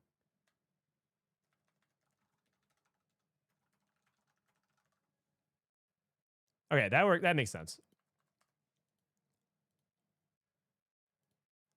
Yeah. Putting someone below Milk is Giga Flame. Oh yeah, I know, but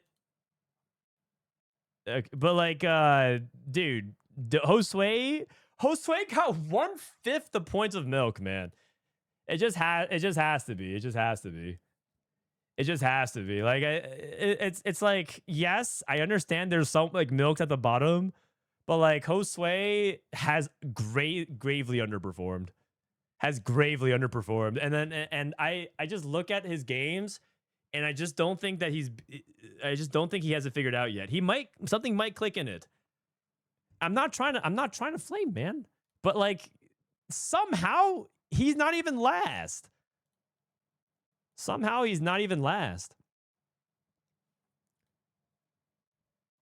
Play it. Should I just tell people that play-ins start tomorrow with actually whatever. People would just tune in if they tune in. I'm just sending.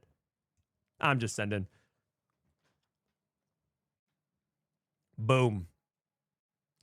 I mean, I think everyone has their own personal rankings, but because it's all based on form and scrims. And I've watched a decent amount of scrims. I haven't watched the most amount of scrims.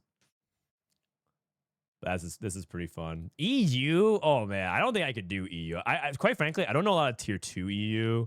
I'll probably be able to only be able to do like half of these. So like I don't know a lot about like foes, and I don't know a lot about. Actually, I do know a lot of these guys. I feel like I actually know like 70-80% of them. Where's Box ranked? Unfortunately, I think Box would be in the D tier, but he wouldn't be dead last. I think Box has a higher chance than some of these other guys. All right. EU. I could try to speedrun as much as I know about EU. Because we're gonna cover some of EU. Why You Mad Pro? Decent. Clemo, pretty solid. Probably bottom of B, top of C. I don't know much about Junction. I only watch the Scrim, so I think it's like unknown tier. Coco's really good, but I think he's like transitioning out of TFT. I think he's looking for a job, and he's not that serious about TFT these days. But I feel like putting him at anything less than B is probably disrespectful. Lyris is underrated. Has had pretty good results. Probably put him around here. Bensack. Yeah. I mean, Bensack, same thing. Don't know that much about Crescent. Again, I'm just putting this in like unknown tier. HoroX, I think he's actually quite good. I'm surprised. He's one of the players that I got surprised that he got relegated. Hypno's He's kind of got it under fire for making some very questionable plays in scrims, but he had a pretty good tournament results.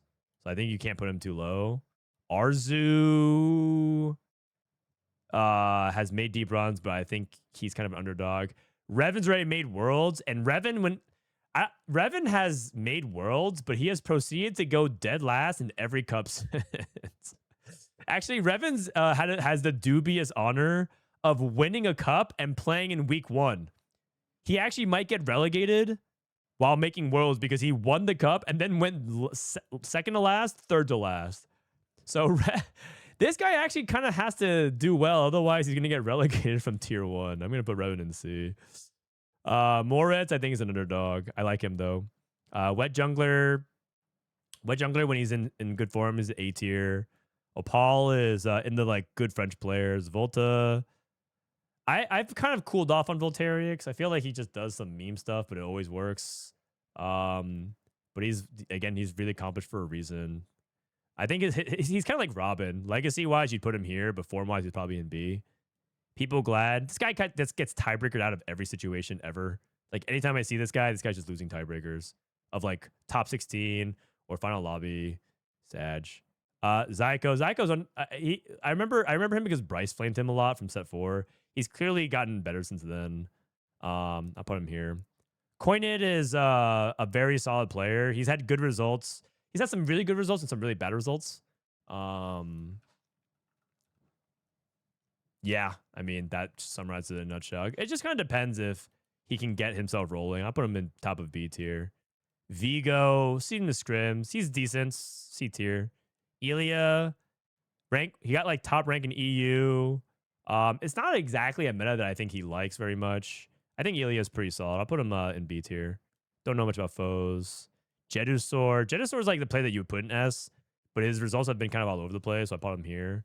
But like a lot of people vote Jedusor as one of the top players in EU. Luch is this guy. I don't know if you guys know, but one time, the first time Lelouch made Worlds back in set 7, he was shit talking Soju so much that Soju actually made a bet with him of who would perform better at Worlds for like, I don't even remember how much money. It wasn't that much money, but Lelouch actually said yes, even though he didn't make much money at all. And he actually outperformed Soju at Worlds. So this dude talks mad shit and he backs it up, which I like. I always appreciate that energy. I'm putting him in C tier. Enzo's good. Putting him in probably bottom of A. He got recently signed to G2. Kevin Parker, put him in part of like the very solid, stable Germans. Probably put him in the B tier. It's good. Allegory, don't know much about him. Luffy has hit rank 1 before, but I don't think I don't know if he's performed that well in tier 1 this set. Oh, he wasn't even in tier 1. Never mind. Just kidding. I'll put him here then. KSR again. I don't really know a lot of these folks, unfortunately. Yosko, Sinar, Skipayas, I think is quite underrated. I think Skip actually should go something like. I think when Skip's in his peak, he's like A. It depends on his meta read though. I'm gonna put him in here in the middle of B. Marks, he won Tactician's Cup. Cool guy. Love seeing people succeed from Italy. Safo is pretty decent. I'd probably put him in B. Tagio. Oh my god. D tier. Cambiz is good, but he kind of has like this he's kind of had like a dank memes territory. Dank memes is like a player that like he's super good but has not shined in the final moments, and Cambiz is kind of the same thing. So if I put dank memes at top of B tier, it's like the same thing. Tagio's not in S. Tagio in S tier. He's in Solus tier. Losher, I think Losher is quite solid as well, but he's playing in tier 2, right? Losher's not in tier 1. No, he got relegated. I think Losher, I don't even know if he's playing TFT actually right now. I'm going to put him in B. Chuso in B. Depends on if Chuso's in form. I actually think Chuso's here. Kubixon is actually maybe a hot take. I think Kubixon's one of the best players in EU. And I think people just haven't realized it yet. He hasn't entered the conversation. The reason why it looks bad is sometimes he takes lives that blows up in his face. But this dude, I like whenever I see him do a play, like a weird play, it's because he sees an angle to win the game that I didn't. Toon TV. I think he's pretty decent. He's had some pretty decent results this set, right? He's not. Oh, it was in tier 2 that he did pretty well. Rico. Oh my god, the Yunara god. I'm gonna put Rico. Rico's actually just like kind of an influencer tier, but he's performed pretty well. He's ranked 1 NA. The thing is, they nerfed Yunara, so he's probably C tier. Bowman Death's okay. He's not bad. I put a lot of people in B tier. Has some good moments on and some like not some good moments. Dalesom, I feel like coin flips his games a lot. I'm not sure if that's just because of the situations he's in, but in general, I think that playstyle is really volatile. Tomino, by the way, this guy won best of set at Riftbound Regionals. I think he had a pretty decent set, right? 5th. Oh yeah, so probably put him in A. He was also the only player that made Worlds final lobby last set, so I'll probably put him here. Gobosteur, I put in S. I think Gobo is quite possibly the best player in EU right now, behind Double, like right around there. Sorry, I got to add a to Geo tier. To Geo.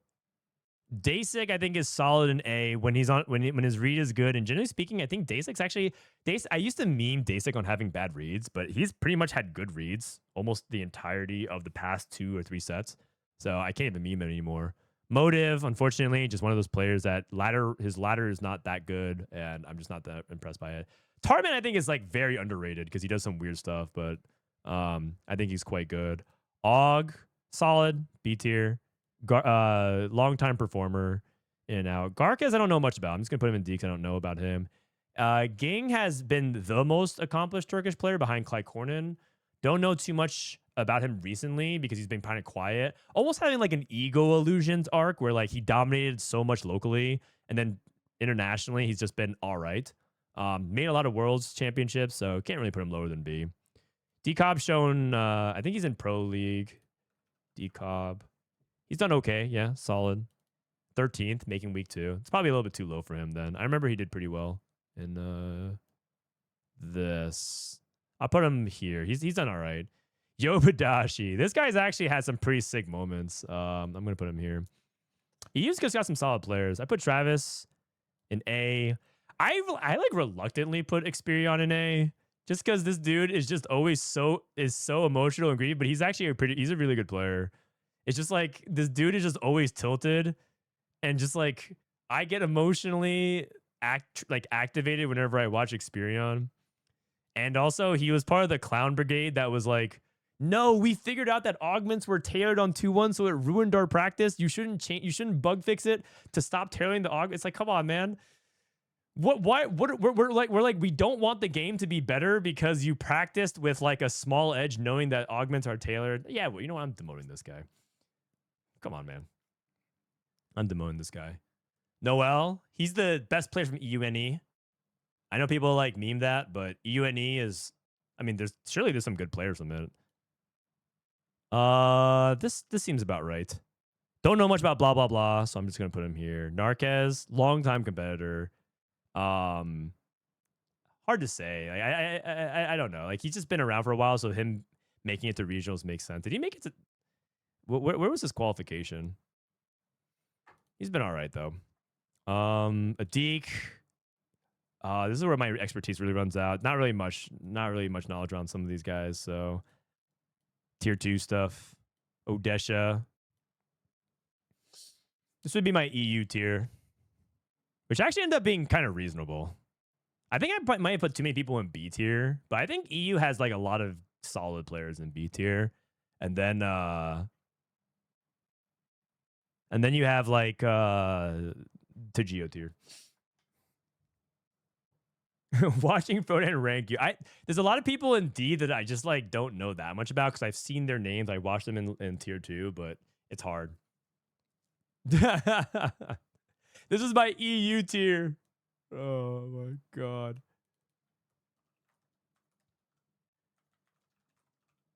All right, here we go. Best Greg mod. This is my EU tier list. Adcom, EU tier, EMEA regionals tier list. All right, guys. That's it for my pro rankings.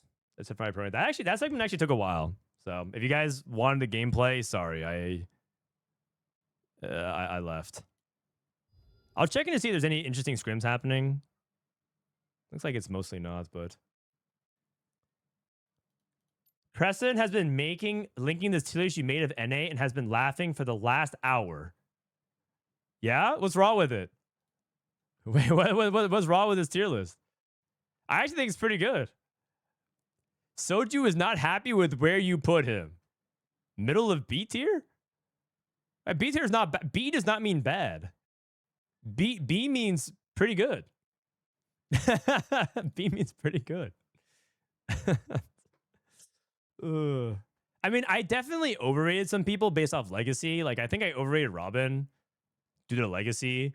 You could argue that, like, some of these guys, like, Cam did not have a good season, right? So you could probably put him in B. But based off his, and like, I'm underrating other people who are proven snipers at tournaments. Like, I think Dankmeans probably could be A. But I'm not rating off of potential. It's just like an imprecise thing, right? Soju under Daekwall. All I'm gonna say is, oh wait, I'm not showing you guys.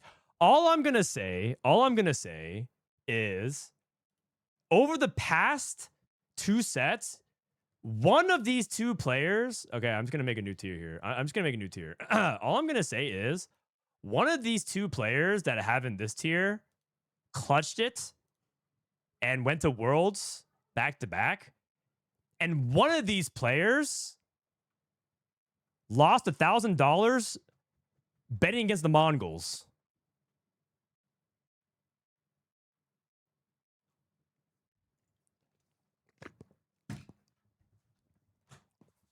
I'm not going to say who, though. I'm not going to name any names. What's the command for the Americas tier list? Let me see. Copy image link. Adcom. Americas, regionals, tier list. Boom. What's $1,000 to a millionaire? It's true, man. It's true. Daewoo runs Soju. That's not a question. It's true, man. It's true. We'll see. Hey, I mean, we'll see what happens, and we'll see what happens in a week. Maybe I'm wrong. Dark Noob goes to Worlds every set. I think he's going to his 2nd World, so I wouldn't say every set. He made it to set 13 Worlds, and then he went dead last. He went 40th out of 40th. So I guess yeah. I mean, I guess he did go to Worlds.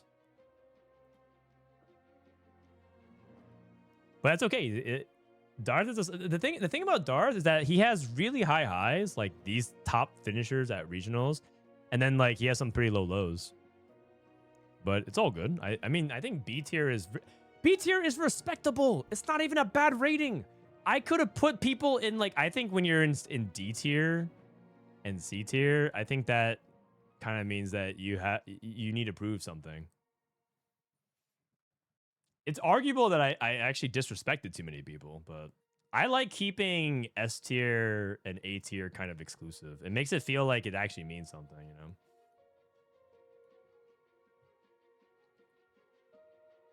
So yeah, that's my personal take on the situation. Where'd you put yourself? Me? Oh, I'd be like somewhere in the middle of D tier.